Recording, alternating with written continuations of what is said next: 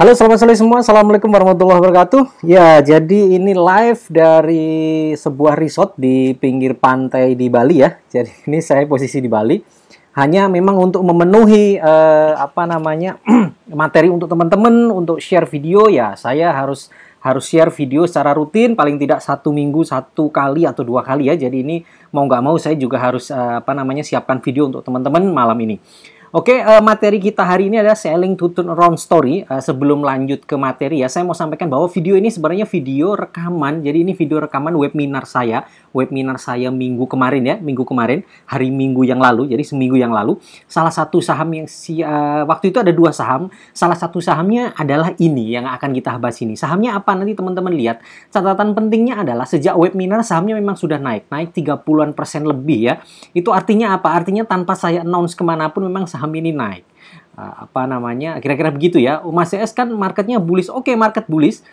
Tapi saham-saham pilihan teman-teman yang sekarang seneng karena market bullish itu memang sudah kita bahas dalam webinar sebelumnya ya.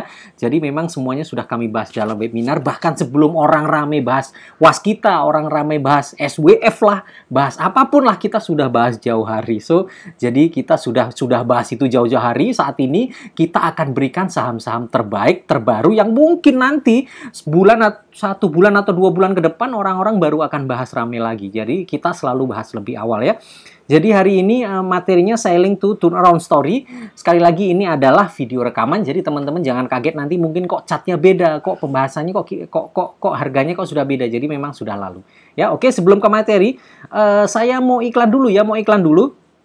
Ini permintaan dari teman-teman supaya jelas, karena selama ini tertinggal terus setiap hari banyak yang PM ke saya, Mas CS kapan ada webinar ya. Jadi ini ada lagi webinar bonus namanya, webinar bonus akhir tahun. Kenapa saya bilang webinar bonus? Karena memang webinar ini bonus untuk alumni yang jumlahnya sekarang sudah 4.500 orang, itu bonus buat mereka, gratis buat mereka ya. Ada 2 materi terbaik ya, ada 2 materi dari 2 emiten. 2 emiten ini berasal dari 2 sektor yang berbeda. Jadi nanti pada webinar kali ini ya, webinar bonus akhir tahun ini, saya akan bahas 2 emiten pada 2 sektor yang berbeda. Dan ini belum juga ada yang bahas, harganya masih di bawah ya. Mungkin nanti setelah 2 atau 3 bulan yang harganya naik tinggi, orang-orang lain pada baru bahas, tapi saya sudah bahas dari sejak awal sekarang ya. Sekali lagi, wah kan marketnya bullish Mas Ais, beli apa aja untung ya. Memang Anda beli Antam, beli Tins, beli Waskita, beli BJWR, beli apapun, tapi itu sudah kami beli gitu kira-kira ya. Kami sudah beli Antam dari harga 400-an. Bahkan dari bulan April, dari bulan Mei teman-teman bisa lihat jejak digitalnya ya. Jejak digital tidak pernah bohong. Bisa cek YouTube saya, bisa cek record webinar saya, bisa cek akun Stockbit saya ya. Tidak ada satu orang pun yang optimis market itu sudah bottom pada Maret, pada April, dan selanjutnya akan bullish. Tidak ada seorang pun yang optimis saat itu kecuali saya. Saya sampaikan pun saya diserang, dibully, ini apaan, ini dongeng, ini ngaco. Buktinya sekarang bullish dan semua rame-rame ngomong bullish, saya tinggal nikmati cuan. Kira-kira begitu ya. Nah, ini bukti keseriusan saya untuk memberikan share ke teman-teman materi bermutu dan gratis untuk semua alumni ya. Alumni yang sudah bayar 300.000 entah kapan itu bayar, berkali-kali mendapatkan webinar gratis dari saya. Oke ya. Kira-kira seperti itu. Jadi seperti biasa akan dibahas dari sudut pandang yang menarik ya, dengan semua data, informasi, fakta yang akurat ya, tidak hanya ngomongin saham A, saham B, enggak, semuanya akan dibahas dengan tuntas, detail, tidak akan pernah Anda temui di tempat manapun. Kira-kira seperti itu. Nah, webinar kapan? Webinar akan diadakan pada hari Minggu, tanggal 27 Desember, jadi minggu depan ini ya, seminggu lagi. Sesi 1, sesi 2, ada 2 sesi seperti biasa ya, pukul 15 sampai pukul 21. Nah, teman-teman bisa ikut sesi 1 boleh, ikut sesi 2 boleh, ikut dua-duanya boleh. Yang tidak bisa ikut dua-duanya pun tetap saya sediakan rekaman setelah 2 sesi ini selesai. Tuh ya, kurang enak apa ya, udah gratis, sesi 1, sesi 2 dapat rekaman, dapat slide gratis. Nah, kira-kira seperti itu. Jadi memang apapun saya berikan untuk teman-teman ya, demi edukasi. Nah, yang paling penting adalah pastikan teman-teman sudah punya akun Telegram, karena grupnya nanti di Telegram. Nah, biaya investasi 300.000 ini buat siapa? Buat yang non-alumni. Jadi teman-teman yang belum masuk ke grup kami, ke grup alumni ya, belum pernah ikut webinar, kalau mau ikut silahkan, tinggal bayar 300.000 saja. Nanti teman-teman masuk ke dalamnya itu. Untuk alumni 4.500 orang gratis. Jadi buat teman-teman yang bilang Mas HS cari duit dari webinar, oh kalau saya cari duit, ngapain saya jual 300.000 ya? Saya jual 1 juta laku, saya jamin laku. Orang-orang di alumni 4.500 itu semua bilang, Mas HS kamu jualan seminar kemurahan, ini 1 juta pun saya ikut. Coba kalau saya jual, alumni nggak saya gratisin. Mereka mau bayar, tapi saya gratiskan. Kalau saya jual 1 juta, 4.500 orang ikut, sudah 4M saya dapat. Tapi itu tidak saya lakukan ya. Saya tidak mau. Saya mau orang-orang yang masih belum gabung, yang niat gabung, ya kalian harus bayar dong. Tidak ada yang gratisan. Karena semua alumni bayar, kalian juga harus bayar ya. Yang mau join 300.000 saja ya, pembayaran ke rekening BCA. Ini nomor rekeningnya ya. Silakan dilihat, ini nomor rekeningnya. Ya, ini nomor rekeningnya. Oke, lihat ya atas nama saya. Nah, kemudian saat transfer teman-teman tolong diberikan kode unik ya. Misal belakangnya 008, 123 atau berapapun bisa ditentukan sendiri kode uniknya untuk proses verifikasi kami. Nah, teman-teman yang sudah transfer bisa email konfirmasi ke alamat email ini ya, sertakan ID atau nama Telegram di email itu supaya kami nanti bisa cek. Setelah itu nanti teman-teman akan dimasukkan ke grup webinar. Oke, teman-teman, kira-kira seperti itu. Langsung saja kita simak materinya. Mudah-mudahan bermanfaat. Terima kasih. 4, 3, 2, 1, stay focused and stay tuned. Oke teman-teman, selamat sore semua, ketemu lagi ya di channel saya, Hermanto Sadan. Jumpa lagi, hari ini kita akan bahas satu materi yang sangat menarik ya, sangat menarik, judulnya Sailing to Turnaround Story ya. Saya berharap saham ini menjadi turnaround story, karena story-nya sudah dimulai ya, kira-kira begitu. Story-storynya itu sudah dimulai, mudah-mudahan on track, dia benar-benar jadi turnaround, sahamnya juga baru naik, sektornya juga bagus ya. Kira-kira seperti itu. Sebelum lanjut ya, seperti biasa disclaimer, bursa saham itu instrumen investasi dengan risiko yang tinggi, makanya returnnya juga sangat tinggi. Jadi inline ya, inline, teman-teman harus tahu risiko itu. So sebelum buy and sell, pertimbangkan baik-baik, pelajari baik-baik, makanya teman-teman harus belajar supaya rewardnya dapat maksimal tapi risikonya terbatas. Kira-kira seperti itu ya, semua bisa dibaca. Selanjutnya, objektif dari video ini adalah berbagi informasi dan edukasi pasar modal. Oke, saya lanjutkan. Nah, sebelum berlanjut kemana-mana, seperti biasa, saya mau kasih dulu big picture-nya. Big picture-nya nih secara global IHSG ke arah mana? Karena ini penting ya, Mana ya, nanti kita lihat ya. Kita lihat big picture-nya dulu supaya begini. Jadi, kita mau masuk saham apa itu kondisinya kondusif apa enggak sih gitu loh. Percuma teman-teman kalau cari saham sebagus apapun kalau kondisinya seperti bulan Maret itu saham sebagus apapun juga jeblok. So, yang paling penting sebenarnya big picture dulu. Ya, big picture dulu.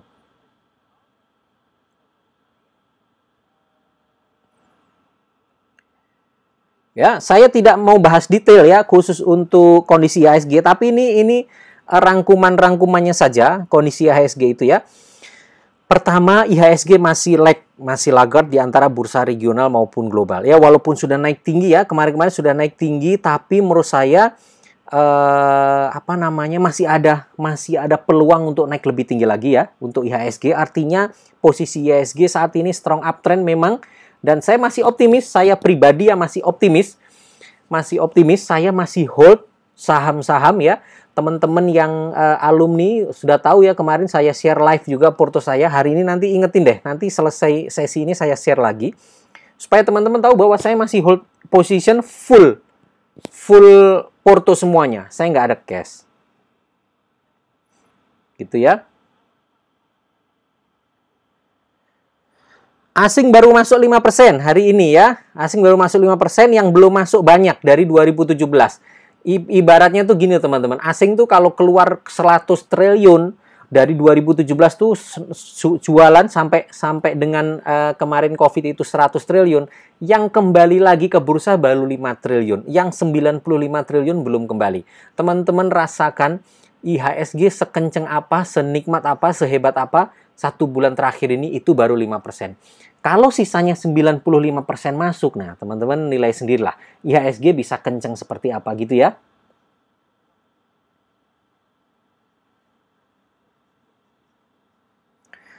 Oke, Kepemilikan asing tinggal 48%, terendah sejak 2009. Ya, dari sejak 2009 itu asing itu posisinya selalu dominan di bursa kita, 50% lebih.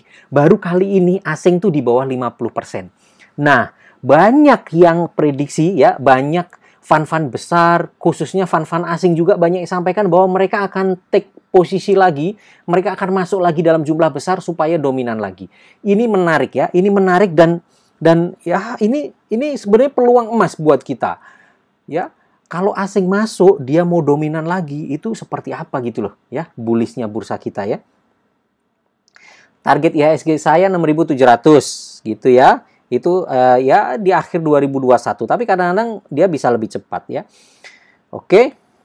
Dan IHSG itu pada tahun-tahun tertentu di mana tahun-tahun bullish IHSG itu pernah kalau menggunakan standar deviasi ya, standar deviasi itu salah satu chart gitu, indikator dalam chart namanya standar deviasi. IHSG itu pernah di plus 2 deviasi dari titik tengahnya. Plus 2 deviasi itu kalau hari ini plus 2 deviasi maka IHSG 7.200 peaknya bullishnya. Ada kemungkinan bisa saja. Kalau asing mau masuk bisa saja. Ya. IHSG masih akan bullish sampai 2-3 bulan ke depan ya. Menurut saya kondisi bullish yang kencang seperti ini masih bisa 2-3 bulan ke depan. Nah, 2-3 bulan ke depan tuh teman-teman maksimalkan ya. Karena mungkin setelah itu bukannya crash enggak ya, mungkin sideways sebentar lah sebelum lanjut lagi. Tapi dalam 2-3 bulan ke depan menurut saya IHSG masih sangat-sangat menarik. Oke, saya lanjutkan ya. Nah, kenapa IHSG bullish itu penting? Nah, dari tadi kan saya ngomong ya, IHSG begini, begitu. Nah, kenapa sih IHSG bullish itu penting? Ini loh alasannya ya, ini alasannya ya. Ini menjawab kenapa penting sekali saya sebut big picture dulu, saya sebut asing dulu, saya sebut IHSG bagus dulu, dan lain-lain itu ya. Pertama, turnaround story saham, ya, turnaround story dengan kenaikan saham multi-bagger biasanya terjadi saat market bullish. Ya, saat market bullish seperti ini biasanya banyak saham yang naik berkali-kali lipat dan kita coba cari peluang saham mana. Tapi kondisinya biasanya saat market bullish seperti ini. Ya, market bullish khususnya pada saat fase early recovery pasca crash ya. Jadi ini komplit. Bullishnya bukan bullish pada saat memang jalan growth terus gitu, enggak. Tapi benar-benar dia waktu habis anjlok, habis itu naik. Nah, pasca recovery-nya itu yang menarik. Biasanya ada saham yang naik tinggi. Dan itu hari ini itu yang terjadi ya. Yang kedua, partisipasi publik besar. Khususnya trader. Ya, partisipasi publik saat market bullish itu besar, khususnya para trader yang dipastikan akan ikut masuk ke saham-saham uptrend. Teman-teman pastikan semua trader-trader itu di luar investor ya, yang benar-benar investor nih ya, bukan investor dalam tanda kutip ya, investor tapi beli saham, besoknya diturunin demam tuh bukan investor, tapi itu trader. Investor ngaku-ngaku, oh gua mau invest Pak AS, oke beli saham ini. Pas besoknya koreksi 2% tiap detik, tiap menit PM saya. Mas sama ini masih bagus nggak? Masih bagus nggak? Masih bisa dipegang nggak? Nah, itu bukan investor. Itu cuman gaya-gayaan doang, tapi mentalnya belum sampai. Nah, selain itu trader biasanya teman-teman sendirilah. Kalau ada saham tahu-tahu naik tinggi 5-7%, dia pasti akan ikut HK, pasti akan ikut masuk. Gitu ya. Apalagi dengan volume yang bagus, dia pasti akan ikut. Apalagi kalau dia lihat chart nembus resisten, oh dia pasti HK itu. Gitu ya. Nah, itulah kondisi yang terjadi di market bullish ya. Partisipasi publik besar, trader-trader itu suka HK. Jadi saham yang kita jadikan kandidat untuk multi-bagger, atau at least di hari pertama kita beli dia langsung arah itu, baru naik sedikit kita sudah masuk. Yang lain akan ikut HK dan dia makin kenceng naiknya. Biasanya seperti itu. Oke ya. Ketiga, risiko koreksi lebih kecil saat market bullish terjadi. Nah, ini yang penting. Saat market bullish itu risikonya kecil, teman-teman. Risikonya lebih kecil. market akan kecenderungannya naik. Itu penting ya. Kenapa kita perlu sekali menunggu market bullish seperti ini. Dan kenapa hari-hari ini saya getol sekali kasih ilmu pengetahuan seperti ini.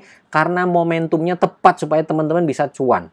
Ya, karena ini nggak boleh dilewatkan. Kondisi-kondisi market kayak gini tuh jarang banget terjadi. Saya pun sepanjang hidup saya baru kali ini ngalami kondisi market seperti ini. Pernah kemarin tahun 2017 tapi nggak seindah ini. Ini katanya masih di bawah 2008. 2009 tuh katanya lebih pesta. Tapi menurut saya, teman-teman yang ikut webinar 4, nonton beberapa video saya, yang saya menyamakan Biden dengan Obama, itu kemungkinan besar bisa seperti 2009 nanti, bullishnya. Oke. Selanjutnya, market menjadi lebih liquid saat market bullish terjadi. Nah, ini penting ya. Karena marketnya bullish, maka dia menjadi lebih liquid, jadi teman-teman nggak usah khawatir. Oke, yang selanjutnya, auto reject bawah minus 7% itu peluang emas, teman-teman saya kasih tahu. Itu peluang emas tidak akan pernah terjadi lagi. Sebentar lagi tuh kalau direvisi, itu udah berat lagi. IHSG turunnya bisa parah kalau yang gede-gede diturunin lebih dari 7%. Jadi sebenarnya kebijakan yang dibatasin 7% tuh, itu kebijakan emas banget deh. Kita masuk. Misal ada saham bagus merah 3% gitu ya, merah 3%. Kita masuk aja, kita yakin tuh bagus 3%. Koreksinya cuma 3% lagi, terbatas sudah. Ya. Terbatas. Besoknya ya kalau saham bagus nggak mungkin lah ARB berkali-kali nggak. Besoknya pasti mantul. Ini jarang terjadi loh. Kalau dulu teman-teman baru koreksi 3%, kita takut masuk. Jangan-jangan koreksinya 10% atau 15%. Tekor kita. Kalau sekarang enggak, ya. Sekarang koreksinya dibatasin banget.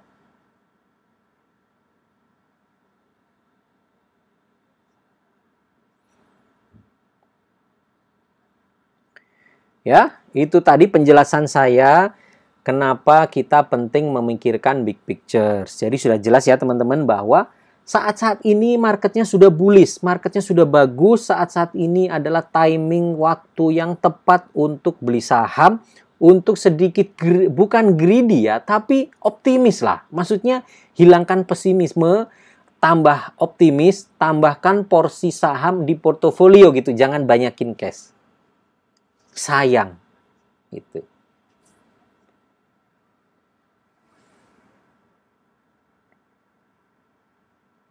Oke. Sekarang kita lanjut ke materi ya. We talk shipping industry. Ini materi utamanya ya. Nah, tadi itu kita ngomongin masalah apa itu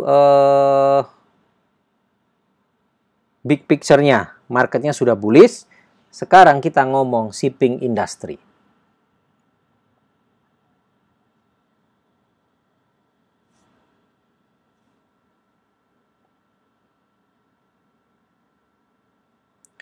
Nah, kenapa kita ngomong shipping industry? Pertama, Indonesia adalah negara kepulauan terbesar di dunia dengan luas lautan lebih besar dibanding daratan, bukan disbanding. Oke ya, Indonesia adalah negara kepulauan terbesar di dunia dengan luas lautan lebih besar dibanding daratan. Kedua, pemerataan pembangunan belum terjadi sepenuhnya, kegiatan industri masih terpusat di daerah-daerah tertentu. Ya, udah negaranya kepulauan, banyak pulau, lalu pemerataan belum terjadi. Akhirnya harus kirim barang ke sono kemari, harus distribusi energi ke sana kemari, dan itu butuh kapal. Ya, kalau negaranya bukan negara kepulauan ya, negaranya mungkin negara yang mayoritas daratan, bisa pakai kereta, bisa pakai truk ya, kereta api, bisa pakai piping. Tapi karena negara-negara kepulauan, mayoritas laut, ya berarti pakainya kapal. Oke, yang ketiga. Indonesia adalah negara berpenduduk terbesar keempat di dunia setelah mana? China, India, Amerika Serikat, lalu Indonesia. Apa yang menarik? Menarik sekali ya. Makin besar penduduknya, makin besar kebutuhan akan apapun.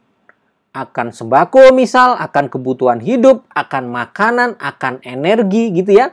Akan energi itu bahan bakar yang dia perlukan itu itu besar, kebutuhannya sangat-sangat besar, ya. Apalagi mungkin keluarga berencana juga sudah nggak terlalu populer ya, kayaknya semuanya sekarang hobinya sudah bikin anak. Artinya pertumbuhan penduduk saya cek juga trennya naik ya. Jadi dengan makin besar penduduk ya, makin besar penduduk, kita berharap kekuatan ekonomi Indonesia juga makin naik ya. Kebutuhan akan logistik, energi, makanan semuanya menjadi besar. Itu potensi buat perusahaan-perusahaan di Indonesia lah tentunya. Keempat, Indonesia masuk kelompok negara dengan GDP 1 triliun US. Jadi ada kelompok negara dengan GDP 1 triliun US, Indonesia masuk di dalamnya. Tapi Indonesia secara GDP belum 10 besar memang. Belum 10 besar ya, belum 10 besar. Tapi kira-kira 20 ya 15 sampai 20 tahun lagi bahkan Indonesia ya berkeinginan menjadi 5 besar negara terbesar ya, dengan kekuatan ekonomi itu maksudnya diukur dari GDP. Artinya apa lagi? Artinya kebutuhan akan macam-macam tadi ya. Kalau negara besar ya, negara dengan GDP tinggi kan artinya pertumbuhan apapun di situ kan besar. GDP itu kan rumusnya konsumsi rumah tangga, ditambah belanja pemerintah gitu kan, ditambah ekspor, dikurangi impor. Kalau GDP-nya naik tinggi, akhirnya apa? Artinya konsumsi rumah tangganya kan tinggi. Konsumsi apapun, konsumsi ya sembako lah, ya pakaian lah, apapun lah pokoknya. Ya tinggi sekali gitu. Yang terakhir, Indonesia adalah negara berkembang dengan kebutuhan energi yang besar. Pasti energi yang besar. Nanti saya ada catatan apa-apa saja angka-angkanya gimana, itu bukan buatan saya, dari Dewan Energi Nasional. Terbitan Dewan Energi Nasional. Nanti saya share kira-kira memang kebutuhan kebutuhan energi di Indonesia itu masih sangat besar ya. Tahun-tahun mendatang itu sangat-sangat besar.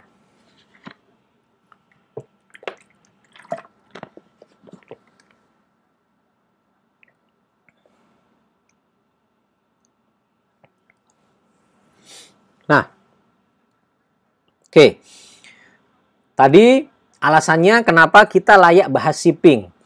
Sekarang kita masuk sedikit lebih dalam lagi tentang shipping subsectors. Supaya teman-teman tahu, di shipping tuh ada apa saja ya. Di shipping tuh ada apa saja. Pertama, ada namanya container vessel. Ya, pertama ada namanya container vessel. Container vessel itu kapal untuk ngangkut kontainer. Jadi di shipping tuh macam-macam teman-teman, macam-macam supaya teman-teman tahu, oh kalau shipping, kalau subsektor kapal ini tuh sentimennya ini. Kalau kapal ini sentimennya ini. Kalau kapal ini kerjanya di sini gitu ya, biar teman-teman pengetahuannya bagus, biar pengetahuannya komplit tentang subsektor perkapalan. Pertama, container vessel. Container vessel itu kapal kontainer lah kira-kira. Mudahnya kapal kontainer. Bahas dia bawa kapal kontainer. Yang kedua, break bulk atau general cargo vessel. Ya, break bulk tuh pokoknya barang-barang apa-apa saja yang kadang-kadang tidak di packing. Ya, entah kayu lah, entah kabel-kabel, entah besi-besi, entah mesin-mesin yang tidak di packing secara khusus, ditaruh di atas palkanya kapal, itu namanya break bulk ya. Ada juga bulk. Bulk tuh biasanya lebih ada dia muatannya mirip kayak break bulk, tapi bulk tuh lebih ke dia sudah lumayan rapi lah. Saudara kemasannya gitu ya, saudara kemasannya. Kayak ngangkut macam-macam sebenarnya ya. Ngangkut barang-barang keras, barang-barang kering yang tidak dimasukkan di kontainer, itu semuanya rata-rata namanya, istilahnya masuk bulk. Ya, bulk carrier gitu kalau nama kapalnya, bulk vessel atau bulk carrier. Atau general cargo. Jadi semua muatan di luar yang masuk kontainer, di luar yang dimasukkan ke kontainer ya, itu namanya itulah break bulk atau general cargo. Kapal ketiga ada namanya tanker, ship. Tanker sudah tahu ya, asal katanya tank, jadi itu ada kapal isinya tuh daya tampungnya itu fasilitas muatnya itu berupa tangki. Artinya dia muat apa ya? Dia muat bahan-bahan cair, bahan-bahan gas yang dicairkan. Ada ya gas yang dicairkan ya? Atau bahan-bahan gas yang dikompres, kira-kira gitu ya. Itu tanker ship. Jadi kapal tanker. Oke. Selanjutnya offshore support vessel. Ada namanya offshore support vessel itu, teman-teman, itu kapal-kapal yang kerja di offshore. Istilah lainnya kalau di Indonesia itu kapal yang melayani kegiatan hulu migas. Itu namanya offshore support vessel, ya. Jadi kegiatan pengeboran minyak ya, di offshore itu kegiatan pengeboran minyak, di hulu kegiatan hulu itu ngebor itu kan perlu support dari kapal ya. Nah, itu namanya offshore support vessel. Nah, teman-teman, yang saya jelaskan masing-masing ini masing-masing semuanya ada sahamnya. Semuanya ada kode sahamnya. Nanti teman-teman saya kasih tahu kalau ini sahamnya apa, kalau ini sahamnya apa, kalau ini sahamnya apa gitu ya. Oke.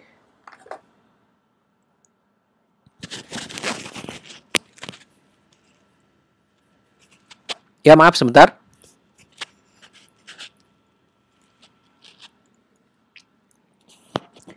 Offshore support vessel itu ya. Selanjutnya coal. Coal ya, batu bara. Kapal batu bara.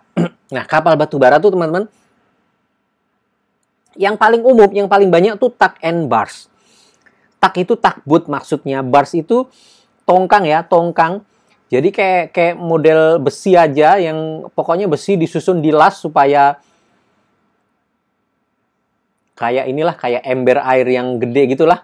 Ember air tapi dibikin dari besi gitulah kira-kira ya. Terus ditaruh di atas laut. Besar itu namanya bars, tongkang. Tongkang tuh nggak punya mesin, nggak punya baling-baling, dia nggak bisa jalan, dia ditarik oleh tugboat gitu. Jadi tugboat digandeng pakai tali, pakai erup gitu, belakangnya bars, itu namanya tug and bars. Nah, pada umumnya kapal-kapal pengangkut coal atau coal shipper ya, coal shipper itu menggunakan tug and bars. Itu untuk lokal. Untuk distribusi lokal. Dari Kalimantan bawa ke PLTU, misal dari Kalimantan dibawa ke PLTU Suralaya, dibawa ke PLTU Paiton, dibawa ke PLTU Batang, itu menggunakan tug and bars. Nah, ada juga kapal pengangkut batu bara, tapi dia bukan tug and bars. Dia kapal jenis general cargo, kapal besar. Itu biasanya mother vessel. Mother vessel itu, apa ya, istilah lainnya apa ya? Bukan kapal ibu, apa? Kapal induk lah gitu kira-kira ya. Yang ngangkut batu bara untuk ekspor ke luar negeri. Itu jenisnya general cargo ada. Tapi yang umum, namanya coal vessel atau coal carrier itu ya, itu tug and bars, menggunakan tug and bars. Selanjutnya piloted vessel. Piloted vessel itu kapal yang digunakan untuk pilot. Pilot tuh apa sih Mas? Pilot tuh yang bawa pesawat terbang, bukan. Kalau di laut, pilot itu yang menggait kapal supaya sandar tepat pada tempatnya dan aman, tidak terjadi insiden. Itu namanya pilotage, atau itu namanya pilot ya. Kegiatan pilotage. Nah, itu kapal-kapalnya itu ada. Jadi teman-teman, kapal besar itu, teman-teman yang asal tahu ya, teman-teman, kapal besar kalau mau sandar, mereka tuh nggak bisa sandar sendiri, teman-teman. Mereka harus disandarin. Sebelah tuh di ujung depan, di bibir kapal tuh dipepet begitu, ya. Di pandu namanya, kapal pandu. Lalu di belakang tuh ditarik oleh tugboat juga, namanya tunda. Jadi ada pandu, ada tunda. Namanya kapal pandu tunda tuh pilotage. Nyandarin kapal lah kira-kira gitu. Selanjutnya special purpose vessel ya, vessel atau kapal-kapal dengan tujuan tertentu. Misal untuk tujuan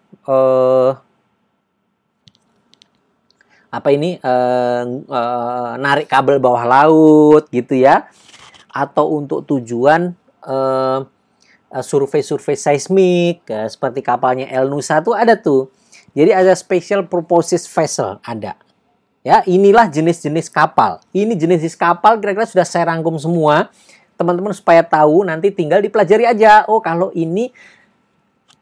kapal jenis ini ada nggak nih katalis positifnya? Ini ada nggak, dihubung-hubungkan, tinggal dicek sahamnya mana. Oke, kira-kira seperti itu ya. Nah, sebentar ya, sebentar. Sebelum ke sini, sebentar, saya bukakan dulu. Saya bukain dulu ya.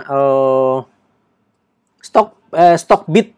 Saya mau buka Stockbit dulu. Ada namanya saham-saham yang berada di sektor transportasi. Nanti saya kasih tahu. Mumpung kita sedang bahas subsektor, nanti saya kasih tahu supaya tahu. Supaya paham. Oh, saham ini isinya kapal apa, saham ini isinya kapal apa gitu.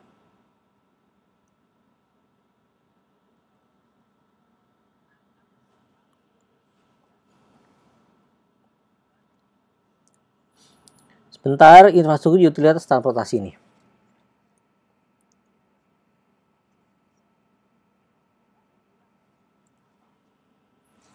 Sebentar, saya udah kebuka. Saya ini dulu. Saya pindah dulu view-nya sebentar ya.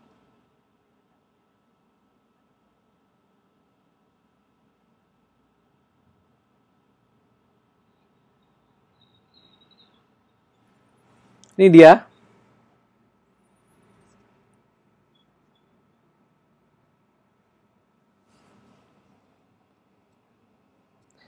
Oke, ini ya. Pertama Gia. Kalau Gia bukan ya. Yang di bawahnya Sochi. Nah, kalau Sochi itu tanker vessel atau tanker ship. Kapal tanker. Di bawahnya MBSS. MBSS itu kapal batubara. Isinya coal and bars. Selanjutnya Bull. Buana Listiatama sama kayak Sochi. Itu kapal tanker. Selanjutnya Lead. Lead itu Logindo Samudra Makmur. Itu kapal-kapal offshore support vessel. Ya, kapal-kapal offshore support vessel. Kapal-kapal yang membantu kegiatan hulu migas itu. Ya, lihat ya. SMDR. SMDR ini lebih ke integrated sebenarnya. Ya, SMDR ini dia container vessel punya, tanker pun juga punya, tapi nggak banyak. Tidak tidak menjadi favorit. Yang favorit di SMDR Samudra Indonesia itu container vessel. Ya, teman-teman bisa lihat sendiri Samudra Indonesia di Google atau Google Maps.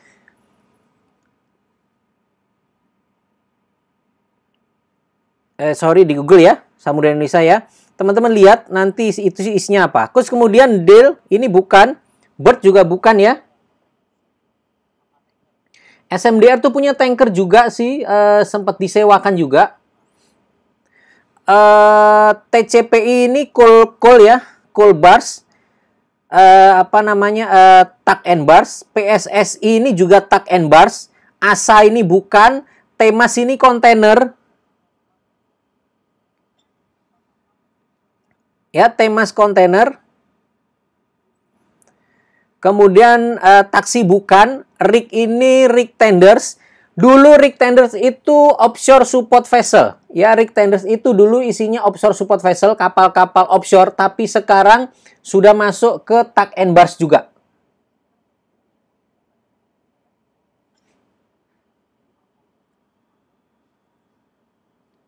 Oke ya. Jaya bukan, SDMU bukan. Nah, Tamu. Tamu ini pelayaran Tamarin Samudra. Tamu ini offshore support vessel juga ya. Tamu ini kayak rig, kayak Lead ya, Logindo, Tamu itu sama. Ya. Gunaraya bukan, IPCM. Nah, IPCM itu kapal juga. IPCM itu isinya ini, kapal pilot yang tadi saya sampaikan ya. IPCM tuh anak usaha BUMN tuh IPCM tuh. Itu anaknya Pelindo. IPCM tuh anak Pelindo, dia anak BUMN sama seperti IPCC. Kalau IPCC itu terminalnya, terminal mobil, pelabuhan khusus bongkar muat kendaraan, mobil, motor juga. Kalau IPCM itu perkapalan, dia itu pilotage, tukang nyandarin kapal, ya.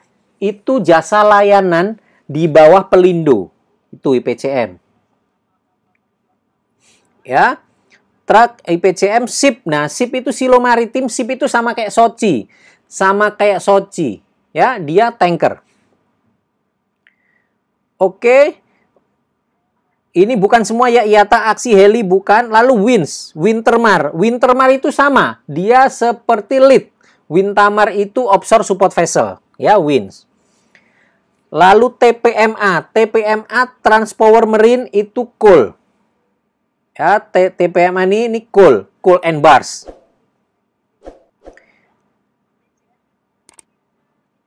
Oke, yang lain-lainnya ini kecil-kecil ya. Lain-lainnya ini kecil-kecil. Nggak liquid juga. Hits ini, Humpus Intermoda ini juga tanker. Humpus ini punyanya Tommy Soeharto ya. BLTA Berlian Laju juga nggak menarik karena berbahaya ya. Itu saja ya. Yang penting-penting tuh teman-teman yang amati ya. Nanti kita bahas di ini ya. Nah itu kira-kira teman-teman biar tahu ya. Itu tadi sektor-sektor dan masing-masing sahamnya.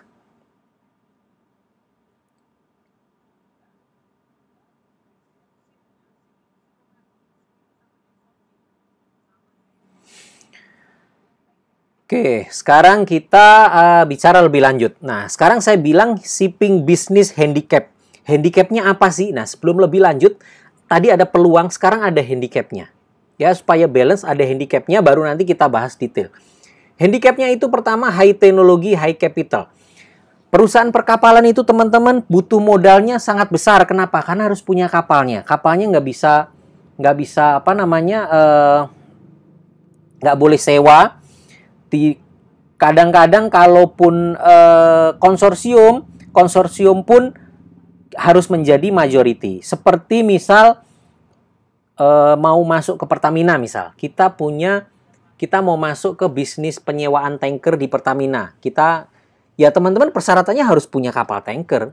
Nggak boleh kapal orang lain disewa, nggak boleh. Kecuali memang benar-benar dari awal tender berdua nih konsorsium. Tapi kan lagi-lagi sebenarnya juga harus ada orang pemilik kapal. Itulah kenapa high capital. Modalnya besar. Nah, modal besar itu, kapal itu kan ada penyusutan ya. Jadi biasanya perusahaan-perusahaan dengan high capital seperti ini penyusutannya juga gede. Capex-nya gede lah gitu kira-kira ya. Ya, capital expenditure-nya gede. Yang kedua high risk. Resikonya besar. Ya, kapal itu risikonya besar. Teman-teman tahu Tram ya, Trada Maritim. Dulu Tram itu special tanker. Tram itu pernah punya FSO disewa oleh bukan Petrochina ya, disewa oleh Sinok, CNOOC ya. Itu BUMN Cina juga, meledak di Laut Jawa. Gara-gara itu Tram habis ya. Gara-gara satu FSO meledak habis. Jadi risikonya tinggi.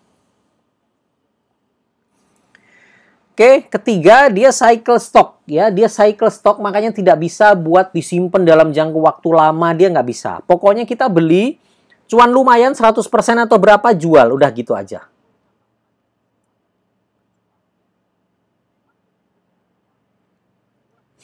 Ya. Yang keempat, foreign exchange exposure. Jadi kapal itu teman-teman spare part-nya, mesinnya segala macam masih beli dari luar negeri semua. Lokal nggak ada. Jadi sangat-sangat rentan dengan exposure-nya mata uang. Gitu ya. Dengan exposure mata uang tuh sangat kenceng. Kalau dolar tahu-tahu mahal sekali ya itu bebannya berat.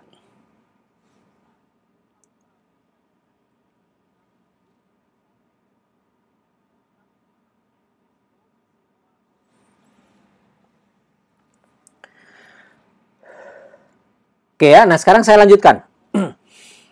Tadi kan handicapnya ya, itu tadi handicapnya. Sekarang support dari pemerintah. Sekarang support dari pemerintah, government support. Government support tuh teman-teman banyak, macam-macam ya, banyak macam. Pertama ini, ada Undang-Undang Nomor 17 Tahun 2008 tentang pelayaran. Indo Undang-Undang Pelayaran itu ini.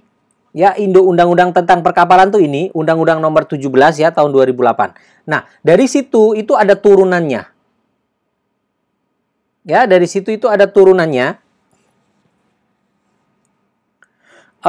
Nah, buat teman-teman yang berkomentar, Mas S, tapi kan pendapatan dalam USD. Tidak semua perkapalan pendapatan dalam USD. Ya, perusahaan-perusahaan container vessel di Indonesia itu jualannya mereka rupiah semua, nggak semuanya USD. Ya, tadi saya ngomong perkapalan secara universal ya, semua industri perkapalan handicapnya itu salah satunya sebenarnya exposure USD-nya itu tinggi. Kalau pendapatan dalam USD ya syukur-syukur berarti aman, tapi kalau yang tidak dalam USD itu artinya perlu dipertimbangkan.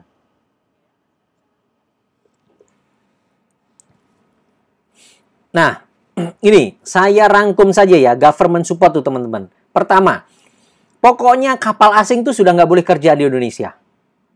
Kapal asing sudah nggak boleh kerja, artinya apa? Artinya sebenarnya kita bisa menjadi raja di dalam negeri sendiri. Saya lihat di Undang-Undang Omnibus Law itu kan beberapa sektor dibuka ya, seperti tower itu, bisnis tower, penyewaan tower kayak si TOWR sama Tebik itu kan dibuka ya keran untuk asing. Pelayaran enggak, jadi tetap pokoknya kalau mau jadi raja di negeri sendiri di Indonesia bisa untuk perusahaan pelayaran. Karena perusahaan asing nggak boleh.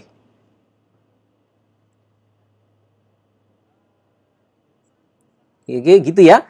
Jadi pertama kapal asing nggak boleh. Yang kedua,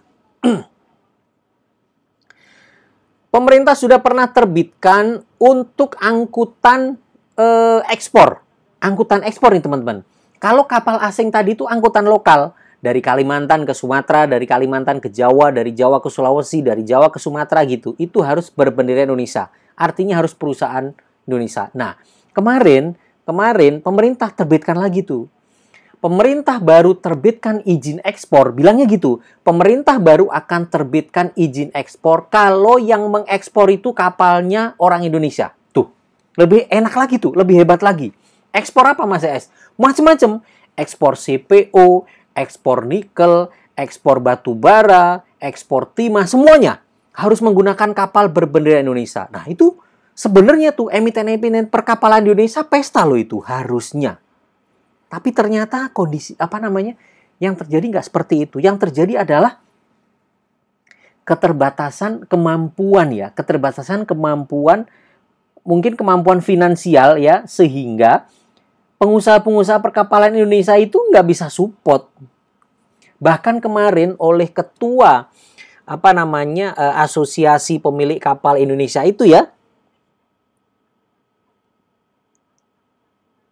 ada asosiasi pemilik kapal Indonesia itu ketuanya itu malah minta ke pemerintah supaya ketentuan itu diundur. Lah aneh. Pemerintah tuh mau membantu supaya kan tadinya yang lokal udah beneran Indonesia semua nih, udah kenceng. Nah, yang ekspor kan itu kapal-kapal luar negeri. Sekarang kapal luar negeri tidak boleh. Yang ekspor harus kapal Indonesia semua. Harusnya panen. Cuman nggak siap gitu. Nah, saya lihat ini perusahaan-perusahaan ini mulai membekali dirinya supaya siap. Persiapan nanti ekspor CPO dalam jumlah besar, persiapan ekspor gas,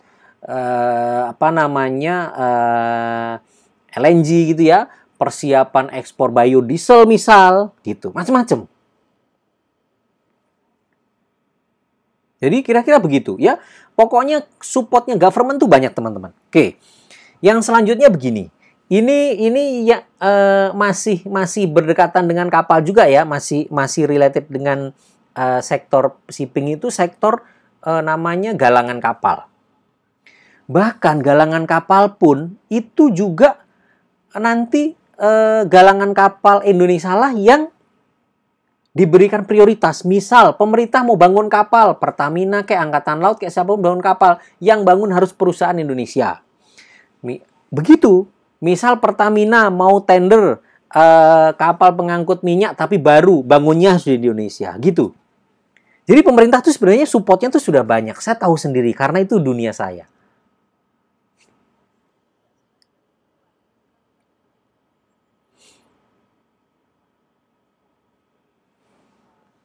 Ya, itu supportnya pemerintah ya. Jadi memang sangat menarik bisnis ini.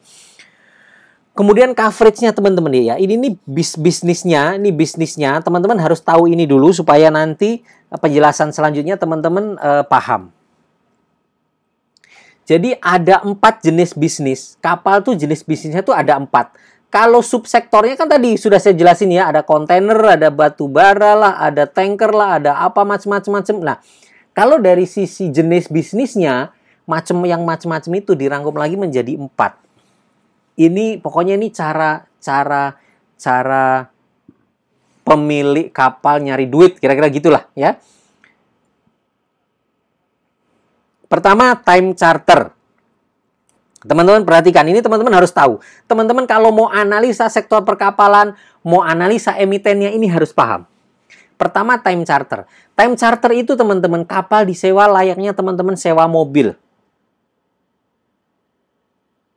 Ya, seperti layaknya teman-teman sewa mobil tapi plus supir. Itu namanya time charter. Teman-teman sewa mobil di mana gitu ya, misal ya, plus supirnya. Nanti supirnya yang gaji yang punya mobil gitu. Teman-teman ngisi BBM-nya. Cuman ngisi BBM tok ya. Cuman ngisi bensinnya tok. Gitu kan? Sama teman-teman misal di Bali sewa mobil tuh ada supirnya. Itu namanya time charter. Dibayarnya per hari gitu. Nah, yang ngisi BBM itu kita. Penyewa mobil kan? Sama, itu penyewa kapal yang ngisi BBM. Tapi kalau mobil ini ada kerusakan, waktunya maintenance, ganti aki, ganti oli, siapa? Yang punya mobil sama, itu yang punya kapal. Jadi maintenance, bayar kru, mesin, docking, semuanya itu yang punya kapal. Itu namanya time charter. Nah, model-model kapal-kapal tanker di Indonesia ya, model-model Bull, BULL tuh ya, Bull, model-model Sochi, model Ship, itu rata-rata time charter. Disewanya kemana? Disewanya ke Pertamina. Paling banyak ke Pertamina. Nah, itu menggunakan time charter. Oke ya? Yang kedua, freight charter. Freight charter itu sama seperti ngejalanin angkot atau ngejalanin bis kota. Itu namanya freight charter. Ya? Atau apa ya, go-car lah gitu kira-kira ya, go-car gitu ya. Jadi dibayar berdasarkan, tolong dong antar saya ke sana, jaraknya sekian, berapa biayanya. Kayak taksi-taksi itu, Bluebird itu namanya tuh freight charter ibaratnya. Yang mencarter siapa? Yang mencarter penumpang. Jadi ada Pertamina tuh ada freight charter juga. Dia panggil nih misal Sochi, anterin dong minyak ini sekian ton dari Cilacap ke Palembang, berapa biayanya, all in ya pokoknya. Nah itu freight charter. Sama kayak taksi itu BBM-nya siapa yang ngisi? Yang punya taksi kan? Iya, semuanya sama. Freight charter itu BBM apapun semua diisi oleh yang punya kapal. Bayarnya biasanya bukan berdasarkan waktu, sama kan? Kalau taksi itu kan berdasarkan jarak. Ini juga sama. Freight charter itu biasanya berdasarkan jarak atau berdasarkan jumlah muatan. Kita 5.000 ton ke Palembang dari Cilacap. Berapa gua mesti bayar per ton? Sochi. Itu namanya freight charter. Atau istilah lainnya kalau di Sochi atau di lokal Indonesia disebutnya spot charter. Ya. Oke, itu spot charter. Kemudian ada namanya bareboat charter. Bareboat charter ya. Bareboat charter itu teman-teman sama kayak sewa mobil kemana ya? Yang lepas kunci gitu. Sewa mobil lepas kunci. Sewanya dalam jangka panjang, misal 6 bulan lepas kunci. Dan yang maintenance kita, yang ganti oli kita, yang kerusakan-kerusakan ringan kita. Itu namanya bareboat charter. Nah, bareboat charter di Indonesia hampir nggak ada. Dilupakan saja, nggak usah dipikirin daripada pusing. Yang ada cuma time charter dan freight charter. Nah, yang terakhir namanya ekspedisi muatan kapal laut atau EMKL. Ya. Nah, ekspedisi muatan kapal laut itu, teman-teman, itu kapal-kapal kontainer biasanya. Jadi dia buka. Jadi kayak Samudra Indonesia itu, dia ada kantor pemasarannya, dia buka. Oh, misal ngirim barang dari Tanjung Priok ke Sulawesi. Satu kontainernya biayanya berapa? Itu namanya ekspedisi muatan kapal laut. Saat kapal jalan, yang menyewa tuh banyak orang. Itu namanya EMKL. Kalau freight charter tadi, yang nyewa cuma satu orang. Misal, Semen Indonesia ke Samudra Indonesia. Samudra Indonesia, anterin semen dong 5.000 ton ke Sumatera, kemana? Itu namanya freight charter, yang sewa satu orang saja, 5.000 ton langsung. Tapi kalau ekspedisi muatan kapal laut IMKL itu yang nyewa banyak orang, karena Samudra Indonesia buka slot. Oke, minggu ini kita berangkat ke Pelabuhan Trisakti misal ya. Ke Pelabuhan Trisakti, ayo kita punya space 200 tius atau 200 box kontainer, siapa yang mau numpang? Nah, itu namanya ekspedisi muatan kapal laut. Jadi itu jenis-jenis bisnisnya itu. Ya, jenis-jenis bisnisnya itu ada 4, yang paling penting 3, barebut nggak usah dipikirin. Oke, teman-teman harus paham itu supaya ngerti nanti. Karena kalau analisa kapal nggak ngerti itu susah, bingung. Ya.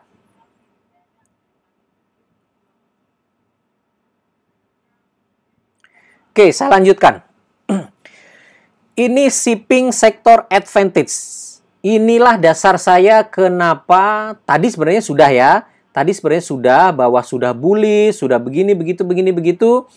Ini keunggulan yang menurut saya ini adalah keunggulannya. Atau sebenarnya bukan keunggulan ya, apa ya? Ini momentumnya lah gitu ya. Ini momentumnya kenapa? Kenapa shipping itu hari ini menarik, kira-kira begitu. Pertama, dia lag among the other sector ya.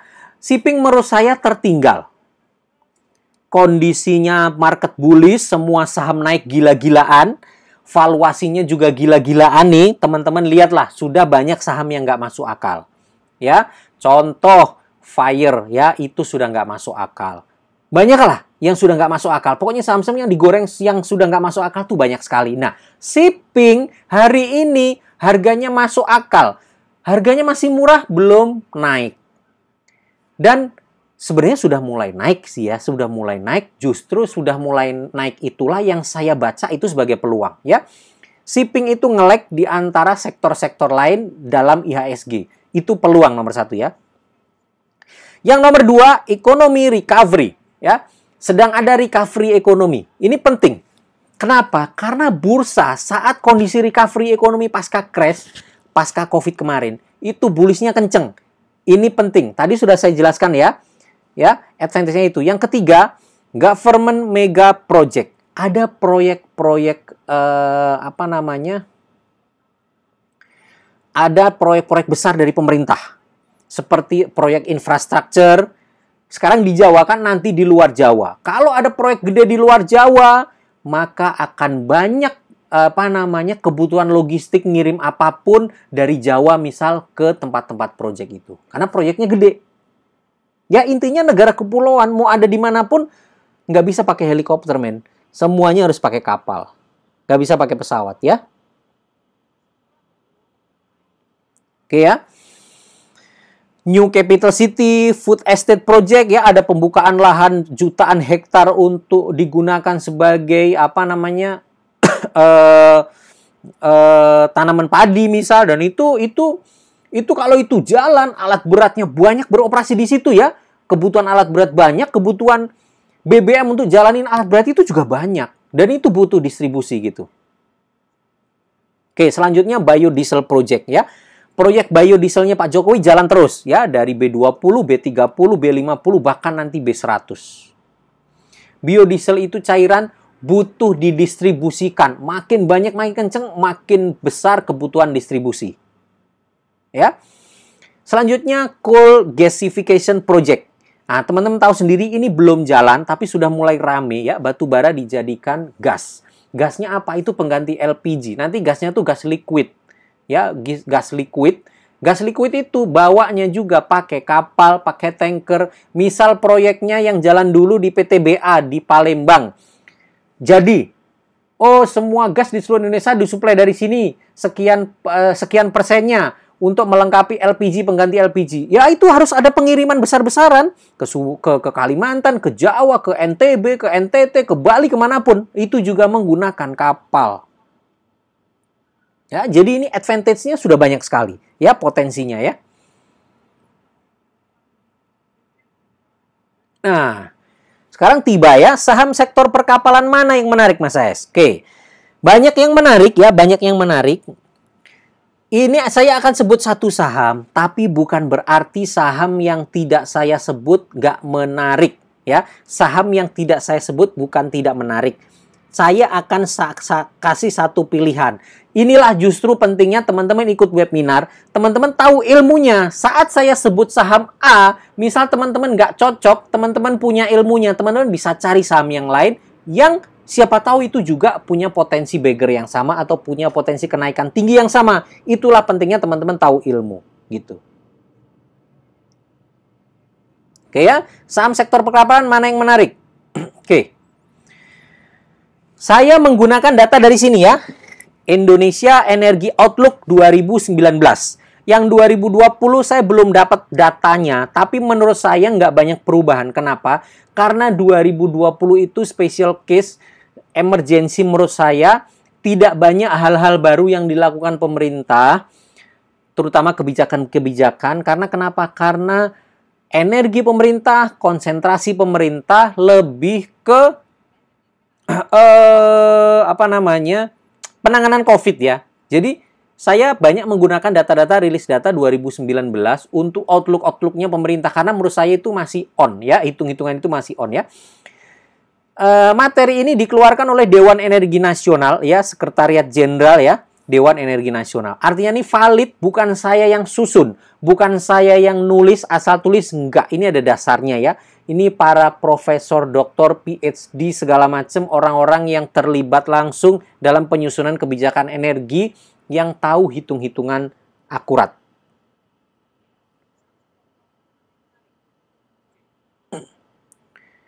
Oke ya. Apa data-data dari Dewan Energi Nasional itu? Nah, teman-teman nggak usah sahamnya apa. Kalau sahamnya apa, teman-teman nggak usah ikut webinar. Tunggu besok pagi aja saya kasih sahamnya selesai ya. Teman-teman harus tahu ini dulu biar pinter. Ini teman-teman lihat. Permintaan energi final ya. Nasional skenario BAU. Ada 3 skenario ya. BAU, PB, dan RK. Akan meningkat dengan rata-rata pertumbuhan per tahun 5, 4,7, 4,3. Lihatin teman-teman. Pertumbuhannya paling tinggi BAU. Paling rendah RK. Tapi selisihnya tuh nggak jauh. Antara BAU dengan RK, selisihnya nggak sampai 1%. Artinya apa? Artinya permintaan energi di Indonesia itu tinggi. Mau pakai skenario apapun. BAU itu business as usual. PB itu pembangunan berkelanjutan. RK itu rendah karbon. Ya, BAU itu maksudnya business as usual itu seperti sekarang yang jalan saja.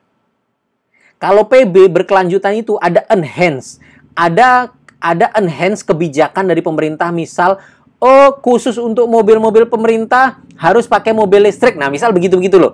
Jadi mulai ada polisi-polisi penggunaan energi terbarukan, itu namanya PB. Kalau RK rendah karbon itu sebisa mungkin semuanya pakai energi terbarukan. Itu nggak mungkin. Indonesia pasti belum bisa itu. Itu Eropa. Ya. Nih, kita bandingkan ya. BAU kan yang hijau ya. Kemudian yang biru ini pembangunan berkelanjutan PB. Kemudian yang RK ini rendah karbon. Ya, liatin. Kalau kita menggunakan seperti ini saja, hari ini saja, tanpa ada tambahan polisi apapun, kebutuhan energi itu naiknya berapa persen ya? Tinggi sekali ya. Dari hari ini hanya 100 sekian metric ton oil equivalent. Kalau dijadikan oil itu equivalentnya tuh sekitar 100 sekian ya.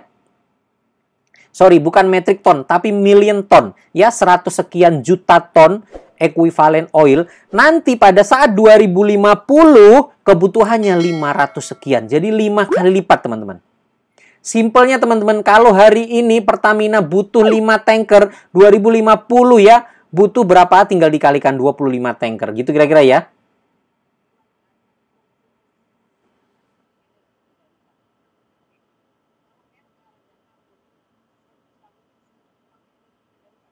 Ya, itu. Nah, kan yang menjadi ketakutan teman-teman tuh kan, Mas AS nanti kan di Indonesia jadi mobil listrik segala macam. Yang ngomong siapa yang ngomong begitu? Dia ada data nggak? Tanyain. Ada data nggak?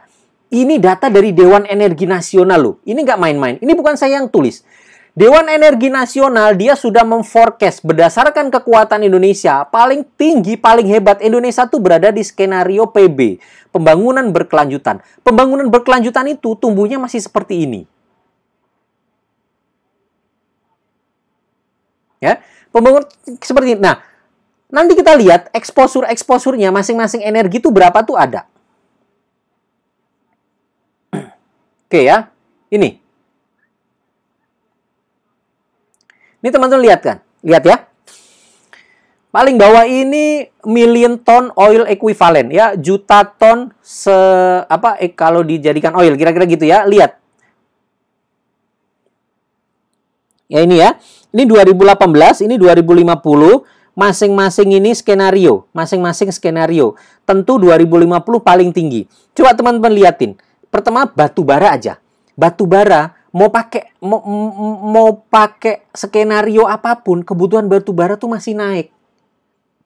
Hari ini saya nggak bahas batu bara. Tapi teman-teman yang ikut webinar ini, walaupun nggak bahas batu bara, teman-teman jadi tahu ke depan itu, batu bara nggak berkurang. Lihatin, kebutuhan hari ini dengan kebutuhan 2050 naiknya berkali-kali lipat. Sebenarnya merem saja, HKPTBA itu tungguin aja, itu pasti naik karena kebutuhan batu baranya tinggi. Mau pakai skenario apapun. Gitu ya. Nah, sekarang kita lihat gas. Ya, kita lihat gas. Gas yang warna biru muda ya, nih gas. Ini 2018, 2020, 2020 ya. Pada 2050 berapa kali lipat nih kebutuhan gas? Kebutuhannya tinggi nih, tuh. Ya. Tinggi. Sekarang apa lagi? Nih minyak ya. Setelah batu bara, gas, minyak. Semua sama minyak tuh, liatin. Minyak untuk dua skenario ya. BAU dengan PB, minyaknya naik kenceng sekali. Kebutuhan minyak. Minyak kecil ya, kebutuhannya mengecil untuk minyak itu pada skenario RK. Tapi Indonesia susah RK. Ini RK negara maju lah. Indonesia skenario 2 ini. So, yang lain teman-teman baca sendiri. Kesimpulan saya adalah, berdasarkan data dari Dewan Energi Nasional ini, kebutuhan akan energi yang 3 pertama tadi ya, batu bara, gas, dan minyak. Ingat, batu bara, gas, dan minyak. Hari ini saya nggak bahas batu bara, berarti bahasnya gas dengan minyak. Kebutuhannya naik. That's it. Udah, pokoknya itu. Kebutuhan gas dan minyak naik. Datanya menunjukkan seperti itu, hasil risetnya mereka tidak bisa dibantah. Kalau ada orang bantah, dia harus nunjukin data. Nggak boleh asal ngomong, gitu ya.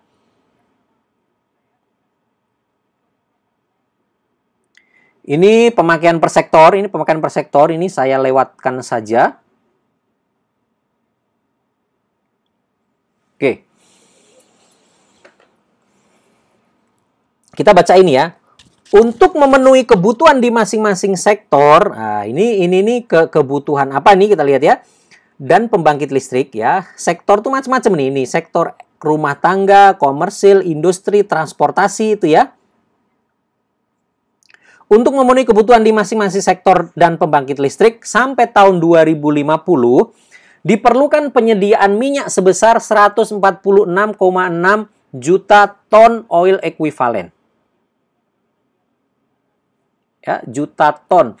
Yang nilainya meningkat hampir 3 kali lipat dari penyedia minyak di tahun 2018.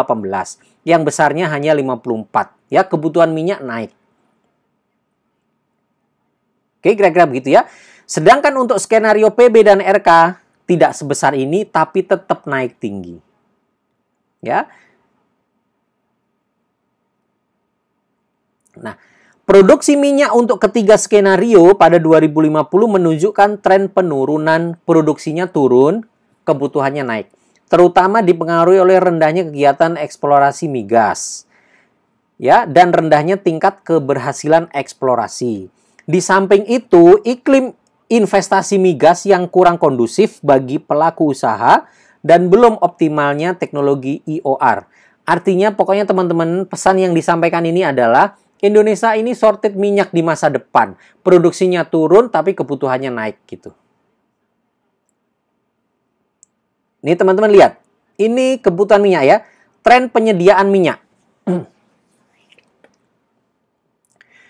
Ini saat ini 2018, 2020, ini menuju ke 2050.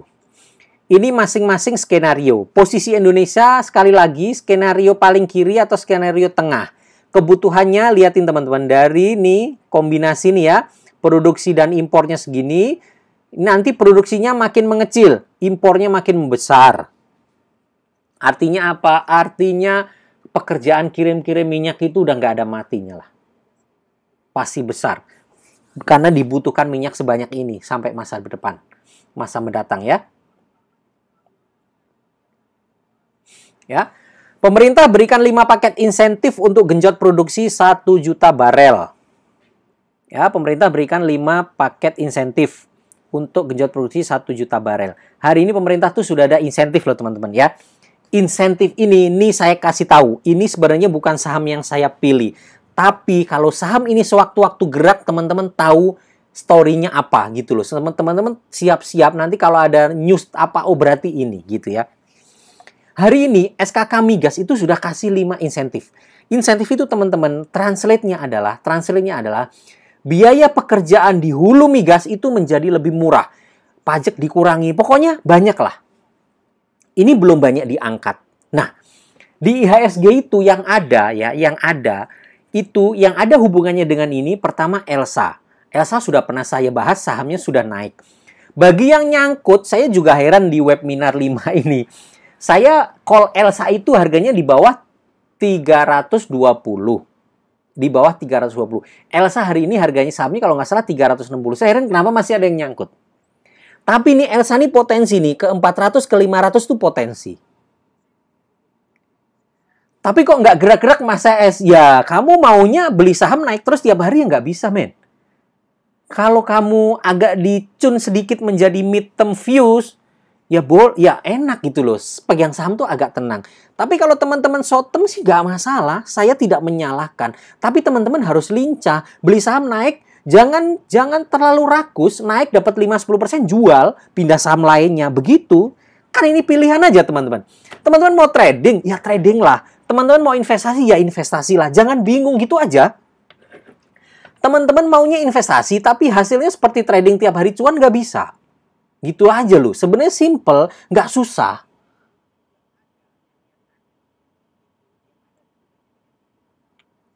Jadi gitu. Nah, ini pertama Elsa. Ini ada insentif. Yang kedua, tentu perusahaan-perusahaan minyaknya ya. Ada Medco. Medco sudah naik tuh, sudah 600 sekian ya. Udah kenceng. Sekarang, perusahaan yang supportnya offshore, itu belum ada yang naik. Karena sahamnya jeblok semua, sahamnya nyungsep semua. Contoh yang dulu biasanya naik nih ya, naik kenceng tuh Lead Logindo. Lead nih ya teman-teman ya, Lead harganya sekarang 50. Saya sih pernah ngobrol nih ya, ini pokoknya ini kan ditonton ribuan orang tapi kan internal. Saya anggap internal ya teman-teman ya. Saya pernah ngobrol sama ownernya, dia nggak ada manipulasi saham atau ngerecokin sahamnya, dia enggak. Kalau Lead memang investor ini mau naikin, silakan. Kalau memang investor menjadi tertarik kembali, yang pasti tugas mereka memperbaiki Lead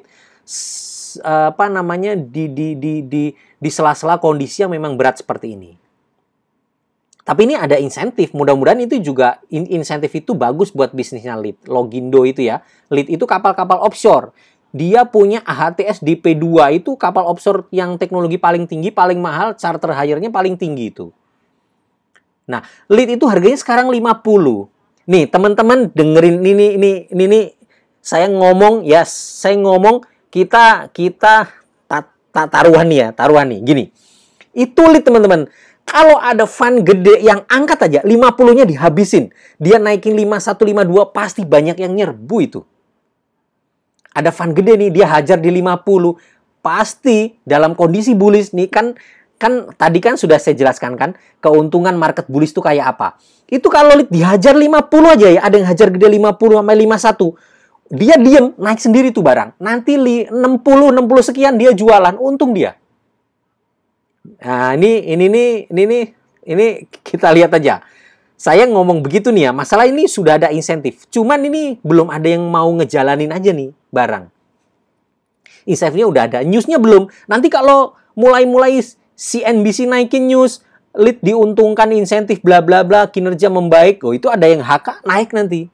Cuman butuh begitu aja tuh. Market bullish tuh cuman butuh gitu aja teman-teman. Butuh sentuhan, ada news dikit di media, ada yang HK jalan.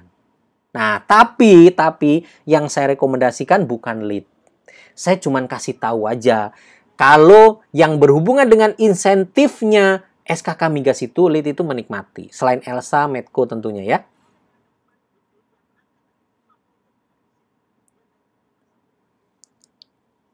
Nah, ini ya. Kementerian ESDM, Kementerian Keuangan, serta SKK Migas memberlakukan 5 kebijakan fiskal guna merealisasikan target produksi 1 juta barel minyak per hari pada 2030. Teman-teman, saya kasih tahu gini. Pertama, kebijakan fiskal. Kebijakan fiskal itu hubungannya sama Menteri Keuangan. Kebijakan fiskal itu intinya teman-teman, pokoknya potensi pendapatan yang masuk ke kas negara dikurangi gitu aja. Atau uang punya pemerintah dikeluarkan buat ngasih subsidi, itu fiskal. Pokoknya fiskal itu berhubungan dengan apa namanya budgetingnya pemerintah, itu fiskal. Nah, kebijakan ini yang saya baca, teman-teman bisa googling kok, banyak media yang bahas. Intinya ini pengurangan pajak-pajak, retribusi itu tuh dipotong-potong lumayan signifikan. Makanya ini Medco jalan mungkin salah satunya gara-gara ini, asing baca ini. Gitu ya. Nah, oke, selain itu teman-teman lihat, pemerintah nih ngotot sekali gitu loh. Pemerintah nih ngotot sekali supaya produksi kita naik 1 juta barel. Hari ini produksi kita tinggal 700, teman-teman. Dari 1 juta itu masih 300 kurangnya, masih kurang 50%. Kenapa pemerintah ngotot? Karena pemerintah baca laporannya Dewan Energi Nasional tadi. Kalau produksi minyak kita nggak naik-naik di masa depan, impor minyak kita tinggi sekali. Gitu loh teman-teman. Nah, sekarang gini, yang minta produksi minyak 1 juta barel per hari itu kan pemerintah. Hari ini, misal Sochi bekerja dengan Pertamina untuk melayani produksi yang cuma 700 ribu barel per day. Kalau produksinya naik ke 1 juta karena pemerintah yang mau digenjot sama pemerintah, tentu Sochi pesta dong. Orang kemarin yang dilayani cuma 700, sekarang yang dilayani 1 juta kan pesta. Apalagi yang dilayani lebih dari itu gitu loh. Artinya apa? Artinya ya itu lagi-lagi. Pokoknya pemerintah itu arahnya kemana itu menguntungkan para ini shipping company itu sebenarnya. Menguntungkan juga perusahaan-perusahaan yang bergerak di offshore. Karena pemerintah maunya digenjot. Perusahaan-perusahaan offshore support vessel maunya pemerintah juga genjot proyek. Jadi seiring, sejalan sebenarnya. Tinggal memang kondisinya saja nih belum gitu loh.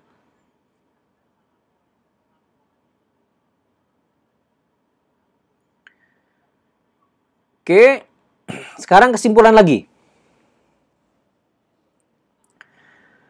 Kebutuhan energi Indonesia akan naik 5 kali lipat pada 2050 termasuk BBM. Tadi ada datanya ya. Tren produksi minyak bumi di Indonesia terus turun. Padahal kebutuhan terus naik sampai 2050. Import akan naik tinggi. Nah, harapan saya nanti ada lagi tuh. Oh, kalau mau impor, Pertamina kalau impor harus pakai kapal Indonesia. Mantep itu. Impor pakai kapal Indonesia, impor minyak, kenceng.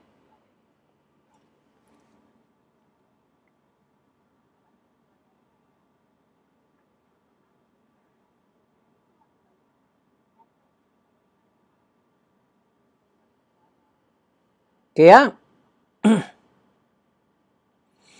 Oke, saya lanjutkan. Pemerintah tetap targetkan 1 juta barel per day produksi Indonesia dengan berikan banyak insentif. Selanjutnya, kebutuhan bisnis penunjang hulu migas akan terus tumbuh. Kebutuhan bisnis penunjang hulu migas akan terus tumbuh guna mendukung target pemerintah. Nah, siapa itu yang punya Elsa dan Lead? Terakhir, infrastruktur dan layanan logistik BBM akan terus dibutuhkan. Siapa yang punya? Sochi. Oke, saya lanjutkan ya. Oke. Mendukung logistik migas nasional melalui jalur laut. Oke, sekarang kita masuk ya. Nah, ini ada emiten teman-teman yang bisnisnya nih. Bisnisnya itu mendukung logistik migas nasional melalui jalur laut. Ini pokoknya inline sekali, plek-plek sekali dengan apa yang dibutuhkan oleh negara ini, ya.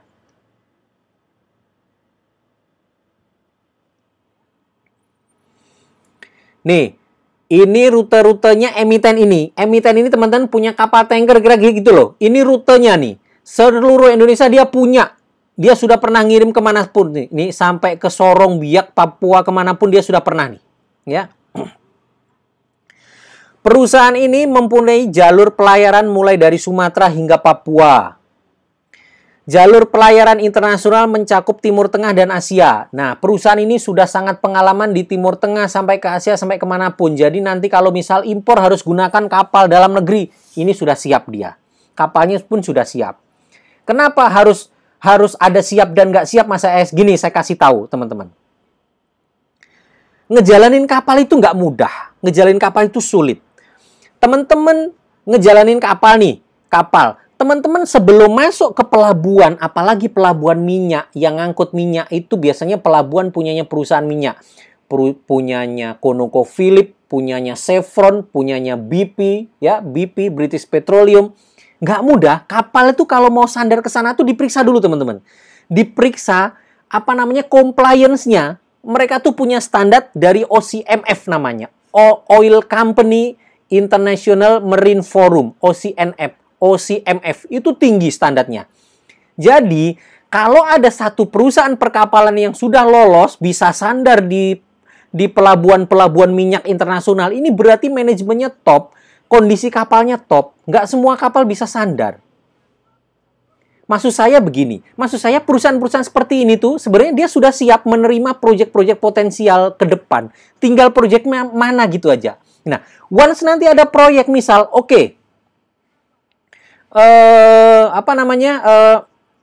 Impor harus pakai kapal berbendera asing sekarang ya. Pokoknya Pertamina impor harus pakai kapalnya orang Indonesia. Nggak banyak yang bisa siap, salah satunya dia siap. Kalau hanya satu perusahaan yang siap, dia bisa langsung tunjuk nggak pakai tender. Bisa langsung penunjukan asal budgetnya masuk, gitu aja. Jadi perusahaan ini siap nih. Nah nih ya, Sochi merupakan bagian dari rantai distribusi laut nasional yang mencakup 13.000 pulau. Ya, Sochi ya. Jadi ini Sochi.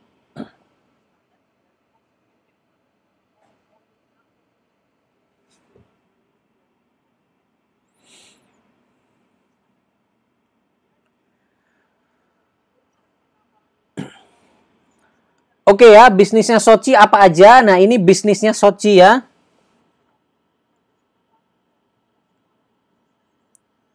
Ini tankernya. Ya, ini tankernya. Our Tankers. Ya, ini tankernya. Jadi bisnisnya itu bisnis tanker.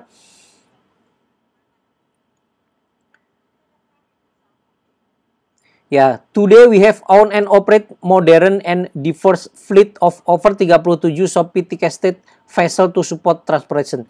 Sochi sekarang operasikan 37 kapal tanker. Kondisinya excellent kira-kira gitu.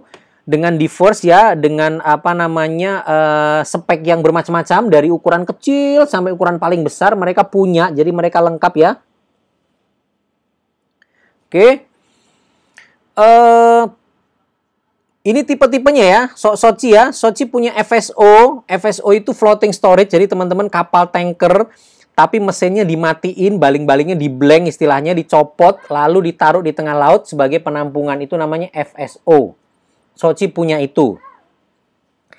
Salah satunya disewa Medco di Natuna. Oke. Terus ada juga namanya FPSO. Ada juga namanya VLCC. VLCC itu tanker yang besar sekali, menampung gede sekali. Nah, VLCC tanker tuh hari-hari ini dicari ya. Dicari oleh perusahaan-perusahaan minyak karena stok minyak melimpah, mereka nggak ada penampungan. Makanya kemarin sempat harga sewa tanker tuh melambung tinggi itu gara-gara itu.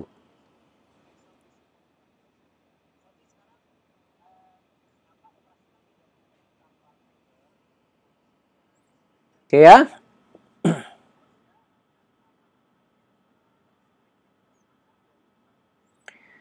Ini armada-armadanya ya. Ini armadanya. Mulai dari yang kecil nih ada 1.500 DWT ya. Nah, teman-teman kalau kapal tanker ya, tadi saya lupa menjelaskan waktu menjelaskan tipe-tipe kapal. Kalau kapal tanker tuh ukurannya DWT. DWT itu kepanjangannya deadweight ton, itu maksudnya kapasitas saja ya, ton. Ini mulai dari 1.500 ton, 2.000, 6.000 ya, 47.000, 43.000 ya. 98.000. Jadi lengkap sekali nih Sochi dari kecil sampai besar ya dia punya. Ini juga punya VLCC nih, liatin ya. Ini yang tengah nih 308.000 deadweight, ada juga dia nih VLCC besar sekali.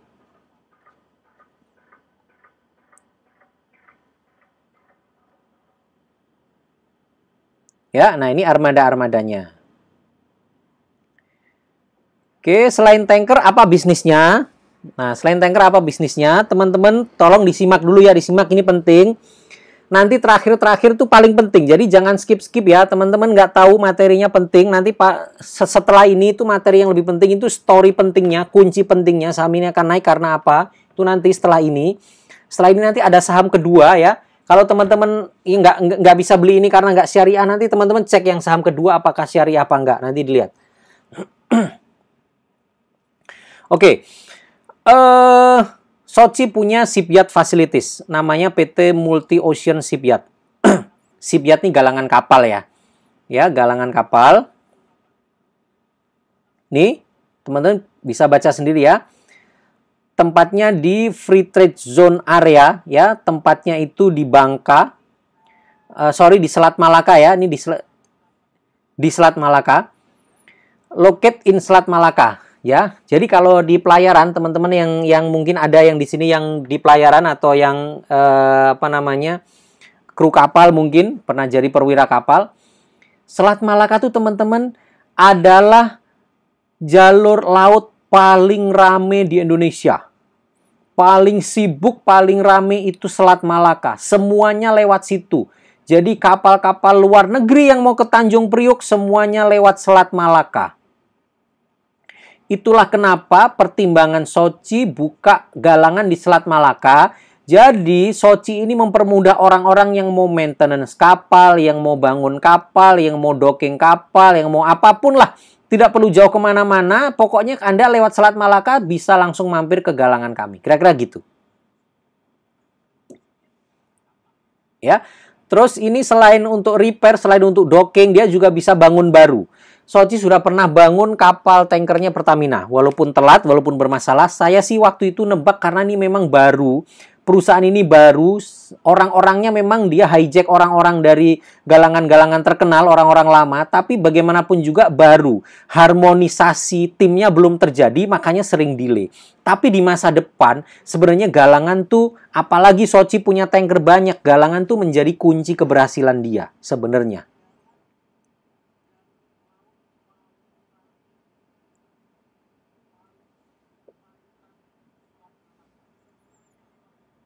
Oke ya. Nah ini, saya bilang ini sebenarnya potensi yang masih terkunci. Ini potensi teman-teman, potensi besar sekali, tapi potensi itu masih terkunci. Apa maksudnya Mas AS potensi yang terkunci?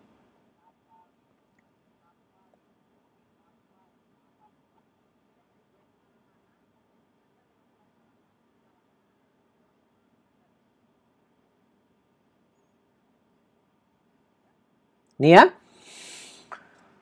Kegiatan bisnis terintegrasi yang sulit dimasuki kompetitor. Nih, Sochi kan punya kapal, Sochi punya galangan, itu namanya bisnis terintegrasi. Bisnis model seperti ini tuh susah dimasuki kompetitor. Susah dimasuki kompetitor. Karena kenapa? Karena Sochi kalau punya kapalnya rusak sewaktu-waktu, dia bisa benerin tanpa harus antri, tanpa harus nunggu koordinasi kemanapun, bisa masuk ke bengkelnya sendiri.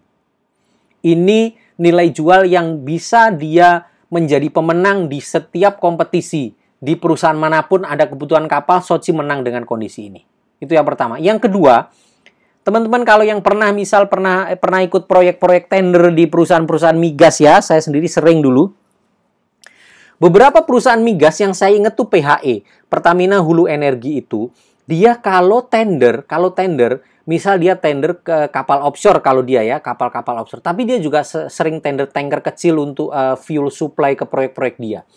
Salah satu persyaratannya adalah kapal yang boleh ikut tender adalah kapal yang punya kerjasama eksklusif dengan galangan Di mana nanti kalau kapal ini terjadi apa-apa, terjadi kerusakan, maka kapal ini punya line eksekutif gitu ibaratnya.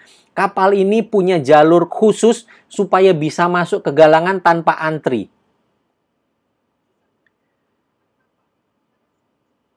Nah, itu susah. Dulu saya sempat beberapa kali nggak bisa ikut tender karena kita mau nyari galangannya tuh susah.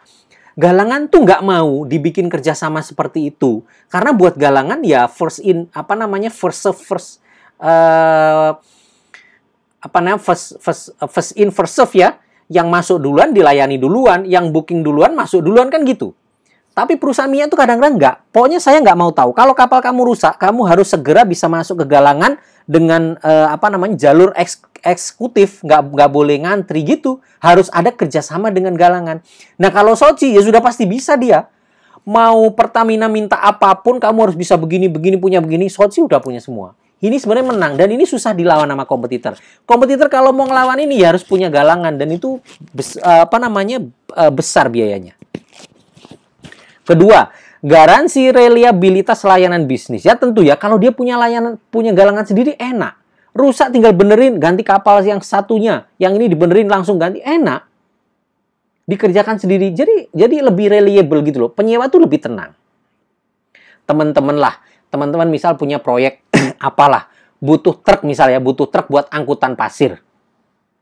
Ada orang yang datang, truknya bagus-bagus banyak. Lalu dia bilang, "Pak, jangan khawatir, Pak. Kita punya bengkel, Pak. Bengkel kita khusus untuk truk-truk kita.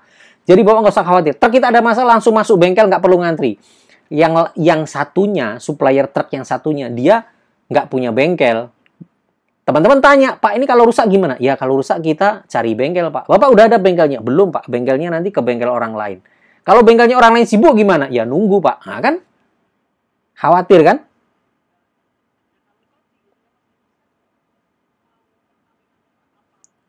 Oke ya. Nah, yang selanjutnya adalah bisnis dengan potensi pelanggan besar. Karena posisinya di Selat Malaka, ini sebenarnya makanya saya bilang, galangan ini potensi Sochi besar sebenarnya, tapi masih terkunci, belum bisa unlock gitu loh. Ya, bukannya tidak bisa ya, tapi belum. Maksudnya perlu waktu, karena mereka benar-benar baru. Dan awal-awal beroperasi ini memang masih belum make money, kondisinya memang masih merugi, karena memang masih, ya itulah, belum ketemu polanya yang tepat. Yang selanjutnya adalah banyak insentif dari pemerintah. Galangan itu banyak insentif loh teman-teman. Itu yang orang belum banyak tahu. Galangan tuh kadang-kadang beli platnya ada nih, beli plat. Dia bebas PPN juga. Kalau untuk bangun kapal, berdiri kapal bebas PPN. Intinya banyak insentif aja. Jadi sebenarnya bisnis galangan itu sebenarnya potensi masa depannya Sochi. Tinggal kita tunggu kapan itu turn around-nya galangan itu. Gitu. Oke ya, saya lanjutkan ya. Nah ini dia bisnis infrastruktur masa depan. Ini integrated teman-teman nih. Ini galangannya. Galangannya tuh integrated juga. Dia bisa docking, bisa repair, bisa benerin, bisa bangun baru. Terus sekarang mulai merambah ke oil gas fabrication. Ya. Bikin-bikin platform buat oil and gas. Pokoknya mulai terintegrasi lah. Ya, menurut saya kombinasi antara perkapalan dengan galangan itu bagus. Ya, inilah perusahaannya ya, Integrated Energy Transportation Solution. Ya, ini Sochi ya. Oke, Sochi ya. Ya, jadi Sochi sudah saya jelaskan ya, Sochi itu perusahaan apa nanti valuasinya di bawah, hitung-hitungannya di bawah. Tapi yang penting teman-teman sudah tahu Sochi itu seperti apa keunggulan-keunggulannya seperti apa gitu ya. Oke, sekarang kita back to basic lagi. Back to basic lagi karena saya mau mulai lebih detail. Saya mau mulai lihat cat-cat, saya mau mulai lihat LK, angka-angka. Saya mau brainwash teman-teman, saya mau frekuensinya saya samakan dengan frekuensi otak saya supaya teman-teman pola pikirnya benar. Ini konsep penting di pasar modal. Ini konsep penting. Orang banyak yang nggak tahu, orang sering salah masalah ini ya.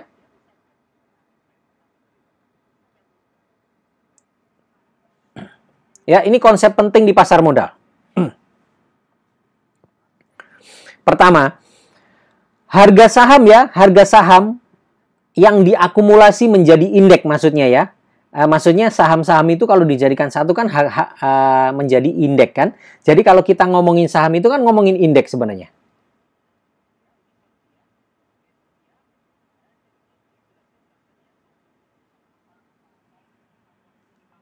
Ya. Harga saham itu jalan duluan, teman-teman. Harga saham itu jalan duluan, biasanya 3-6 bulan lebih dulu daripada data, fakta, kondisi real yang terjadi. Ini konsepnya, teman-teman nggak boleh salah ini.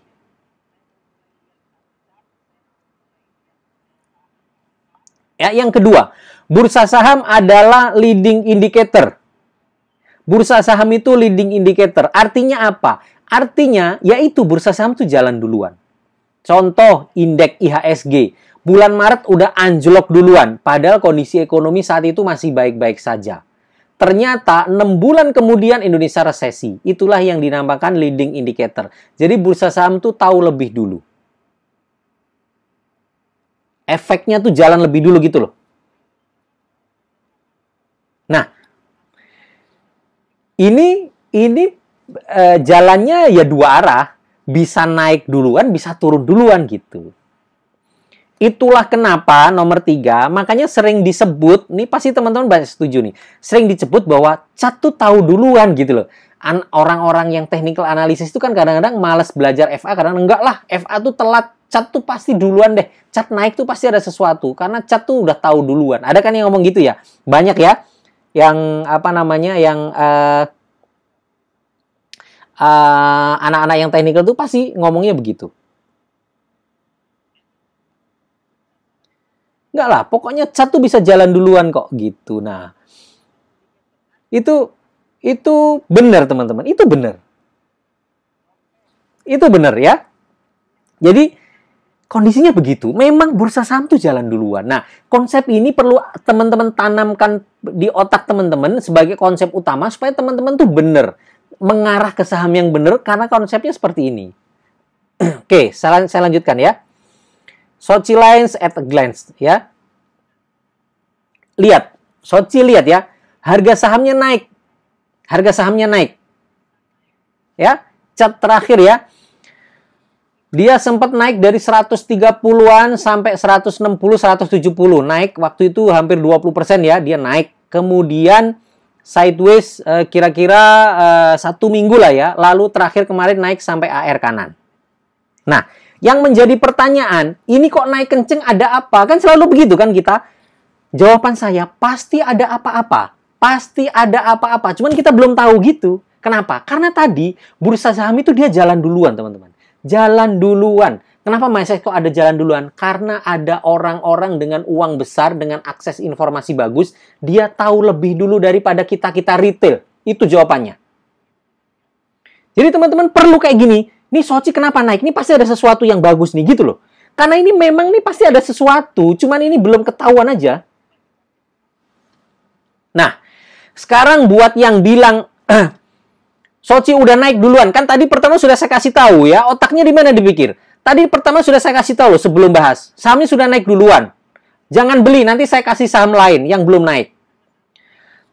Itu buat para pemain pendek. Tapi kalau buat yang mid term, lihat. Saatnya dia Soci bisa ke 400, bisa ke 500, bisa ke 600. Masih jauh. Ini baru naik fase awal. Oke. Buat yang bilang ini kok dikasih tahu sudah naik. Coba lihat YouTube saya. Bulan April saya pernah kasih analisa Soci. Saya bilang Soci murah. Kalau mau long term beli Soci. Pada saat itu Soci harganya 120. Tak jitak kepalamu. Ya. Kalau ngomong saya ngasih tahu harganya sudah tinggi. Kamu bodoh berarti. Lihat YouTube saya. Saya kasih semua saham dari bawah. Cuman masalahnya mental kamu tuh mental pemain pendek. Kamu nggak mau beli Soci saat itu. Kenapa? Karena Soci nggak menarik. Soci nggak naik-naik. Lah, kenapa gini? Sama komisi saya sebulan paling gedean komisi saya. Sama fee transaksi saya.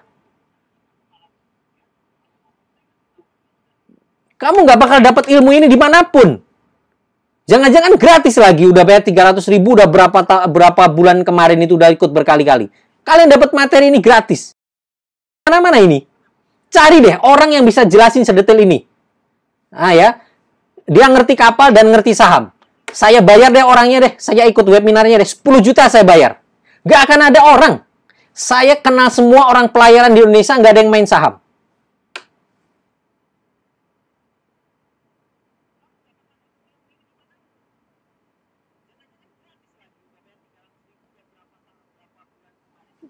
Nah, gitu ya. Jadi ini saya kasih tahu lagi. Teman-teman, ini Sochi sudah naik. Berarti kita harus mikir, ini kenapa gitu ya. Lihat, chartnya sudah naik duluan.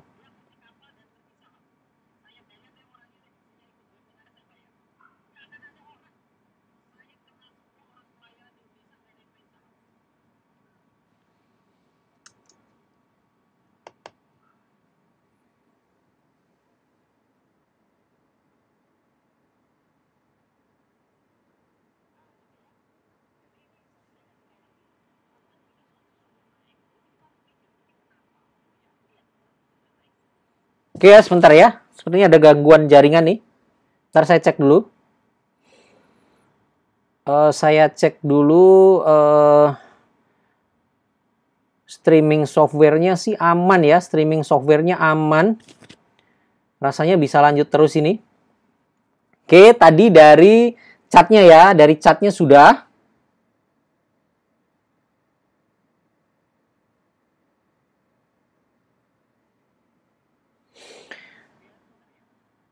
Nah, dari chat sudah ini namanya standar deviasi. Yang tadi saya bilang, saya tadi kan ngomongin masalah IHSG ya, standar deviasinya IHSG. Ini lihat Sochi ya. Sochi ini nih 10 tahun. Sochi PBV-nya ya dihargai rata-rata sebenarnya rata-rata tuh 0,5. Baru kemarin itu di bawah 0,3 bahkan. Ini sudah mulai naik. Ya, ini sudah mulai naik. Nah, lihat teman-teman. Sochi belum pernah standar deviasinya spike seperti ini. Belum pernah dia mulai dihargai mahal seperti ini, belum pernah. Ini kemungkinan, ya, ini kalau balik ke 0,1, kalau balik ke 1 kali PBV, udah naik 3 kali lipat harganya. Sekarang harganya masih 0,3. Ya, artinya apa? Artinya Sochi hari ini, walaupun kemarin sudah arah ya, tapi masih murah secara valuasi. Kalau ngomong valuasi berarti ngomongnya long term. Minimal mid term lah, bulanan lah ya. Kalau harian ya memang kalau harian pakai hari ini beli mau naik ya ini memang mahal. Tapi kan mindset Anda harus mid term. Ya, ini masih murah sekali. Oke, ini kondisi kinerjanya. Nah, karena nih teman-teman nih, karena ya, teman-teman saya ajak cara analisa saham yang enak, yang mudah. Karena bursa saham itu mendahului, harga saham itu mendahului, maka sebenarnya teman-teman lihat LK itu sudah nggak relevan.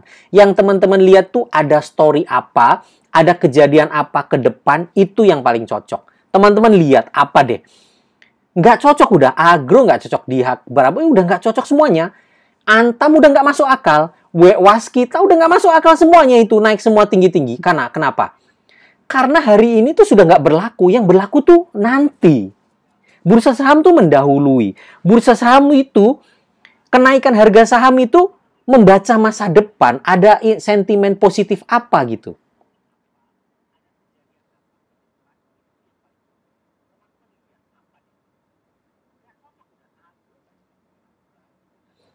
Ya, ini nih kinerja lah, ini nih kinerja per tahun ya, artinya pendapatan tahun ini turun, ya, pendapatan tahun ini turun wajar. Pertamina saja merugi loh tahun ini, rugi triliunan loh tahun ini.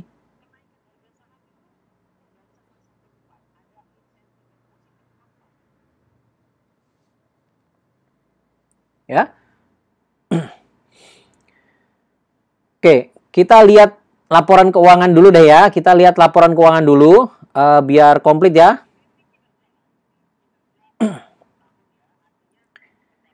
Ini sampai dengan September. Sampai dengan September.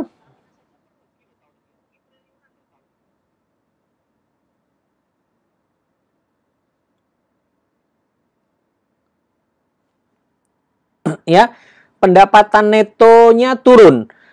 pendapatan lah, kira-kira gitu ya. Dia bahasanya pakai pendapatan neto. Pendapatan turun 9 bulan, tahun kemarin 113 juta, tahun ini 99. Jadi ada penurunan pendapatan ya. Kemudian bebannya juga turun semua kok. Bebannya inline, pada akhirnya laba tahun berjalan masih laba. Ingat, Soci masih mencatatkan laba ya. Soci belum merugi. Walaupun kondisi susah, Soci belum merugi. Pertamina saja merugi. Tapi Soci belum merugi, masih mencatatkan laba bersih 2 juta. Tahun kemarin 15 juta, turunnya memang drastis. Tapi sekali lagi ini masa lalu. Udah nggak cocok, harga saham sudah naik, kita cari tahu gitu. Tapi tetap saya jelaskan supaya teman-teman tahu ya. Lihatin ya tuh, pendapatan charter, pendapatan spotnya turun semua. Kenapa? Karena distribusi BBM selama COVID juga turun. Nih lihatin ya tuh, nih ini pendapatan dari pelanggan besarnya nih, dari Pertamina ya, turun. Yang dari Pertamina International Shipping turun, dari Pertamina Persero turun sedikit saja. Dari International Shipping turun dari 29 ke 16. Jadi memang dari 86 ke 70. Jadi turunnya dari sinilah. Memang turunnya dari Pertamina. Pendapatan turun. Oke, beban pokok pendapatan dari 71 ke 65. Lumayan ya, ada penurunan. Oke, kira-kira ini nih sekilas-kilas saja ya. Memang kinerja 9 bulan ini ada penurunan. Tapi yang paling penting teman-teman yang mesti dilihat, teman-teman kalau lihat LK itu sebenarnya ya, teman-teman lihat cash flow-nya. Karena cash flow-nya itu penting, kenapa? Karena kondisi cash hari ini itu dipakai untuk bekerja di masa depan. Tapi kalau kondisi laporan keuangan hari ini itu belum tentu menentukan masa depan. Tapi cash flow itu penting karena cash flow itu menentukan perusahaan ini bisa beroperasi lebih lanjut gak, itu adanya di cash flow, bukan di profit loss.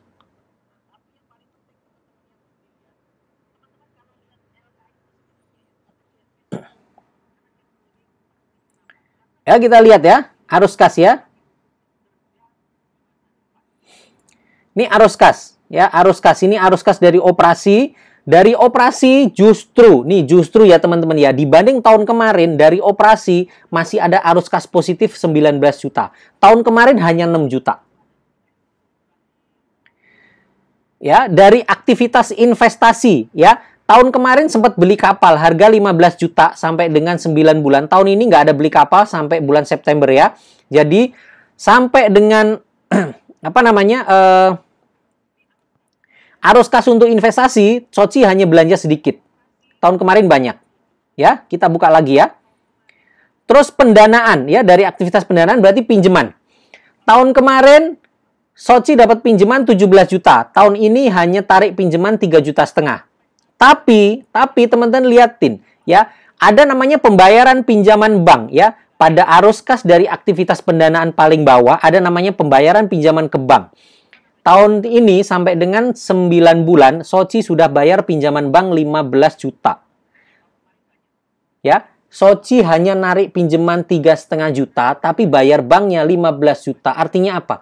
Artinya perusahaan sehat. Bisa bayar bank 15 juta itu bukan nilai yang kecil, men. Itu ratusan miliar, bisa lunasin itu.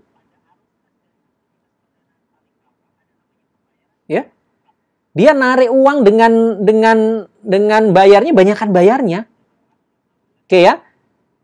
Sudah dikurangi bla bla segala macam ya, masih ada kenaikan neto kas dan bank.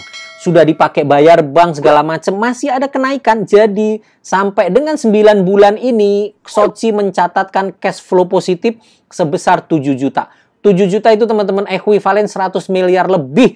Jadi selama 9 bulan itu, selama 9 bulan Soci bekerja, mengumpulkan uang cash 100 miliar lebih. Artinya apa? Artinya uang cashnya banyak. Nggak ada masalah dengan hutang. Dibayar kok hutangnya. Bunganya lancar. Itu uang cashnya masih sisa. 100 miliar tuh untuk mencukupi operasional sangat cukup. Artinya bisnisnya aman. Nah, ini cash flow ini lebih penting teman-teman dari segalanya. Perusahaan pelayaran itu sangat-sangat penting cash flow.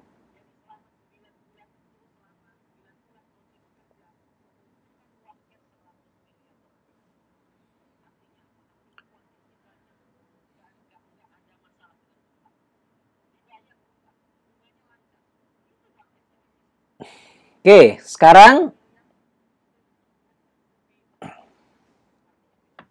nah, sudah jam 5.17 ya. Saya ngoceh udah berjam-jam ini. Nah, ini selanjutnya ya. Ini konsep selanjutnya. Konsep di pasar modal selanjutnya. Setelah konsep pertama tadi, ini konsep kedua. Biar teman-teman pas pilih saham. Saham diem, saham nggak ada katalis positif, jangan dibeli karena nggak akan naik. Teman-teman harus cari saham yang ada katalisnya. Ini, wajib ada positif story agar harga saham naik. Ya. Harus ada positif story agar harga saham naik. Nih, teman-teman, maksudnya harga saham naik itu harus ada story-nya. Harus ada ceritanya apa gitu loh. Kalau adem-adem nggak ada apa-apa, itu saham nggak akan naik. Saya kasih tahu. Karena fund-fund gede tuh butuh alasan. Mereka suruh, kamu masuk ini gede-gede ya. Kita angkat nanti sampai harga sekian. Mereka tanya, emang ada apa? Kalau nggak ada apa-apa, mereka nggak mau. Kalau ada sesuatu, ini loh, dia begini, dia mau. Itulah kenapa saya sering sampaikan, harus ada story untuk harga saham naik.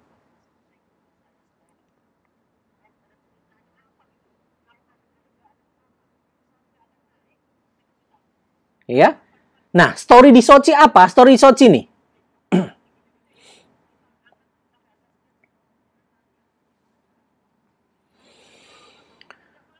Nih ya, disetujui investor, Soci Lines buyback surat utang 122,5 juta.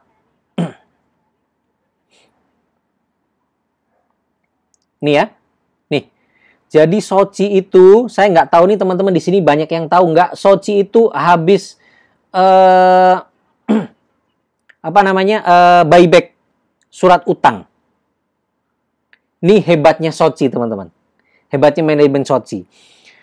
Bulan April kalau nggak salah, April atau Mei, Soci itu di downgrade. Rating hutangnya di downgrade oleh Fitch. Karena rating utangnya di downgrade, maka investor yang pegang bond khawatir dia. Khawatir Soci nggak bisa bayar. Nggak bisa bayar bunga, nggak bisa bayar pokoknya. Nah, Soci tahu kondisi itu, pinter dia. Oke, mumpung mereka pada ketakutan, kita beli kembali tapi pakai diskon. Ternyata 60% orang mau. 60% orang berpikiran daripada Soci nggak kuat bayar, mumpung ada buyback, dikasihlah itu. Soci itu ada senior notes, jumlahnya 200 juta. 200 juta itu kira-kira 2,8 triliun ya, kalau 14.000 ya. Jumlahnya 200 juta, itu di buyback sama Soci. Di buyback. Sudah deal kemarin, sudah rapat, sudah disetujui. Tapi yang setuju cuma 61%. Sisanya nggak setuju. Sisanya tetap mau pegang. Senior notes ini di Bursa Efek Singapura. Jadi Soci sekarang bayar 200 juta itu hanya seharga 70%. Nih liatin. Paragraf ketiga ya. Perusahaan menawarkan, nih saya gede ini. Nih ya. Perusahaan menawarkan pembayaran tunai $700 untuk setiap $1.000 pokok senior notes. Artinya kan diskon 30% ya. Ya kan? Hanya dibeli pakai harga 7 dari 10. Hanya dibeli dengan harga 7. Oke, ini dimulai dari sini story-nya. Dari sinilah investor menjadi optimis bahwa Soci ternyata kondisinya masih kuat gitu. Oke, itu yang pertama ya. Yang kedua ini. Ini masih hangat sekali. Saya nggak tahu Soci sepertinya belum keterbukaan informasi juga. Belum ada informasi dimanapun ini. Soci setelah buyback bond, setelah buyback senior note, Soci habis beli VLCC. VLCC yang kapasitasnya gede banget, 300.000 deadweight, itu VLCC besar banget. Saya sering kasih tahu kalau saya bahas perkapalan, teman-teman, nggak ada perusahaan perkapalan yang beli kapal tapi proyek nggak jelas, nggak ada. Perusahaan itu beli kapal, proyeknya pasti jelas, pasti di depan. Pasti proyeknya sudah di tangan, baru mereka beli kapal. Apalagi VLCC. Ini VLCC sudah dibeli sama Soci. Sudah dibeli sama Soci. Tinggal garap proyeknya aja. Ini mungkin masih proses ganti bendera segala macam nih. Setelah ini kerja dapat duit nih.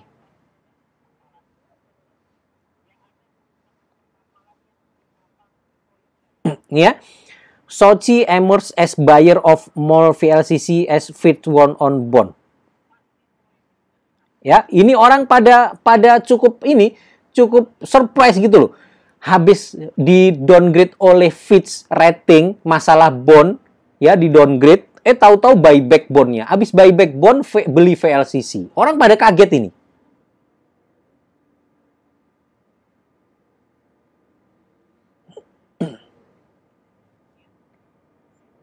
Nih, what kind of ship is this? Ya, namanya Selene Trader nama kapalnya ya. Ini kapal apa sih ini? Selene Trader, ini nomor IMO-nya adalah tanker, dibangun pada tahun 2003, lumayan masih muda ya, baru 17 tahunan, masih oke.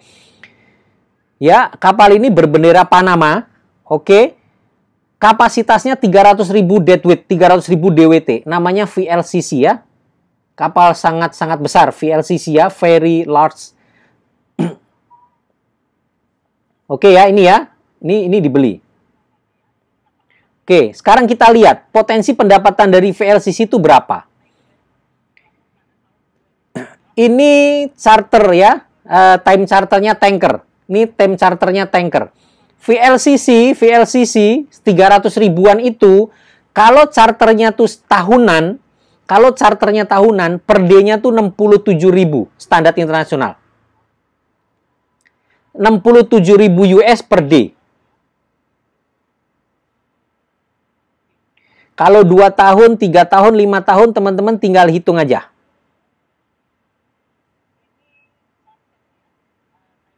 Ya, saya menggunakan harga setahunan saja nanti untuk hitung Sochi.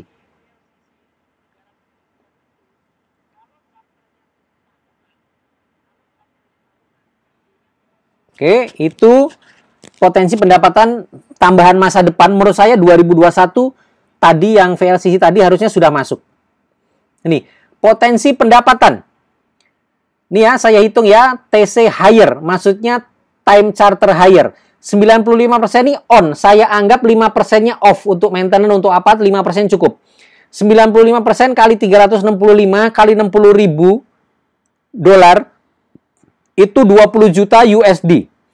20 juta USD ya. Net profit margin kira-kira 10%, konversi 10% seperti kondisi normal Sochi. Maka per tahun itu untungnya 2 juta. Untungnya 2 juta ekuivalen dengan 28 miliar per tahun. 28 miliar per tahun itu kalau saya konversi menjadi EPS itu sekitar 4 rupiah per lembar. Jadi ada tambahan EPS 4 rupiah per lembar bagi Sochi saat VLCC itu jalan.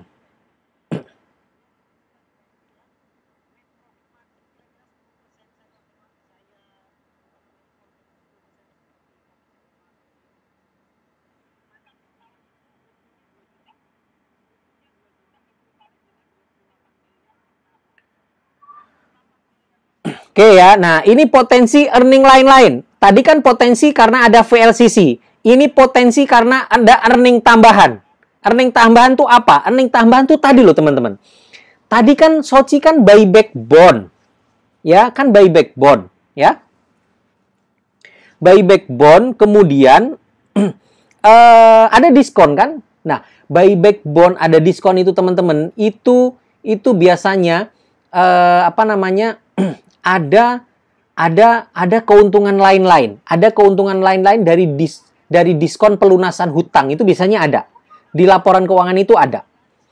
Mungkin ini tidak dinilai valuasi oleh fund karena ini bukan pendapatan dari bisnis utama. Tapi saya tetap sajikan supaya teman-teman tahu efek dari buyback bond itu apa gitu.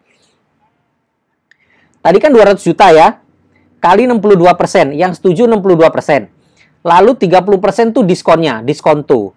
Itu keuntungannya Sochi sebenarnya realnya itu 37,2 US. Ini kalau teman-teman hitung. Kalau pakai 14.000, jadi Sochi itu sebenarnya sudah untung 520 miliar. Lah kan dia terima duitnya 200 juta dulu. Sekarang dilunasi dengan hanya 70%-nya. Ya ini, keuntungannya tuh 520 miliar. Ini nanti ada namanya keuntungan lain-lain. 520 miliar ini kalau saya konversi menjadi EPS itu 74 per lembar. Ya, 74 per lembar. Tambahan EPS-nya nih, nanti kalau di-chart di LK itu ada tambahan EPS. Jadi kayak gini. Net profit-nya tuh tahu-tahu gede gitu loh. Itu dari pendapatan lain-lain. Ya, valuasi dan target. Ya. Nomor 1, recovery ekonomi, ya, EPS bisnis tanker. Ya, ini valuasi dan target ya. Catatan saya pertama, terjadi recovery ekonomi, ya, maka EPS dari bisnis tanker menjadi 33 per lembar. Ini kondisi Soci normal bisa segini. Saya optimis tahun depan bisa segini. Kembali lagi ke 33 per lembar, ya. Kemudian ada tambahan VLCC 4 per lembar. Kan tadi tambahan ya. Oke, setelah tambahan maka tambahan jika dihitung di 2021, misal saya asumsi saya di 2021, jika dihitung 74 per lembar tadi ditambahkan, maka estimasi EPS 2021 ada 118 per lembar.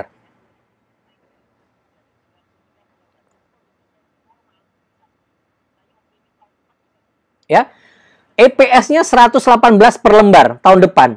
Nah, kalau PE 6 kali aja, jadi kalau per, teman-teman kalau analisa per ya, kalau per misal Soci itu tetap dihargai murah misal, cuman pernya cuma 6 kali. Berarti 6 kali 118, harganya berapa? 660, harga Soci bisa ke 600 itu. Kalau pernya 6 aja tahun depan. Kalau semuanya ini masuk nih tahun depan, termasuk keuntungan lain-lain ini, maka kalau pakai harga sekarang nggak naik, pernya cuma 2 kali. Masa per 2 kali? Nggak mungkin, pasti pernya tuh naik nanti. Gimana cara naikinnya per? Ya harga sahamnya naik.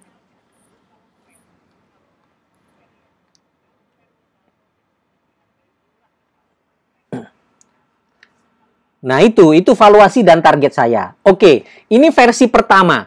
Versi pertama jika 74 per lembar ini dalam tanda kutip divaluasi juga oleh investor. Maksudnya investor tuh ngelihat juga, oh bahwa itu profit yang patut dihargai.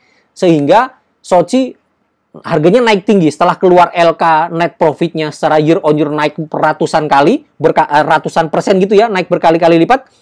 Maka harga sahamnya langsung naik tinggi nanti. Nah, ini valuasi yang lebih slow lah kira-kira ya. Nah, catatan pertama saya adalah gain lain-lain kadang-kadang tidak divaluasi oleh fund.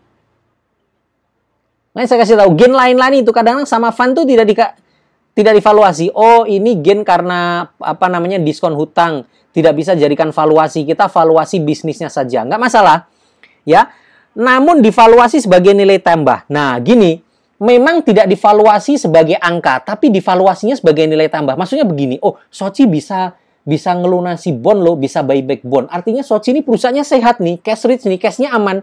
Maka valuasinya tuh menjadi lebih menarik. Biasanya PE-nya tuh rendah terus, sekarang PE-nya bisa tinggi. Kenapa? Karena sudah dipersepsikan menjadi perusahaan sehat gitu. Nah, target saya kalau untuk valuasi yang tipe ini, yang jenis kedua ini, target saya PE-nya 10 kali. Ya, PE 10 kali dengan tambahan bisnis VLCC dan buyback bond pada harga diskon, maka estimasi EPS saya 37. Ya, 33 tambah 3. Jadi, 33 tambah 4, 37 per lembar. PE 10 kali, maka harganya ya 370 sampai 400. Ya, kira-kira 400 lah. Dari sekarang harganya masih bisa naik. Ini target minimum lah. Ini EPS yang pasti tercapai. Tapi teman-teman, di laporan keuangan yang tercantum bukan ini. Yang tercantum tetap tuh. Yang tadi tuh, keuntungan dari pelunasan bond itu tetap masuk. Mau nggak mau itu tetap masuk. Nah, sekarang kita lihat. Respon market gimana? Kalau marketnya bullish, respon market bisa luar biasa itu. Nggak mikirlah ini untung dari mana. Pokoknya hajar. 400, 500, 600 sangat memungkinkan ke sana. Karena LK-nya pasti bakal naiknya tuh lompat banget.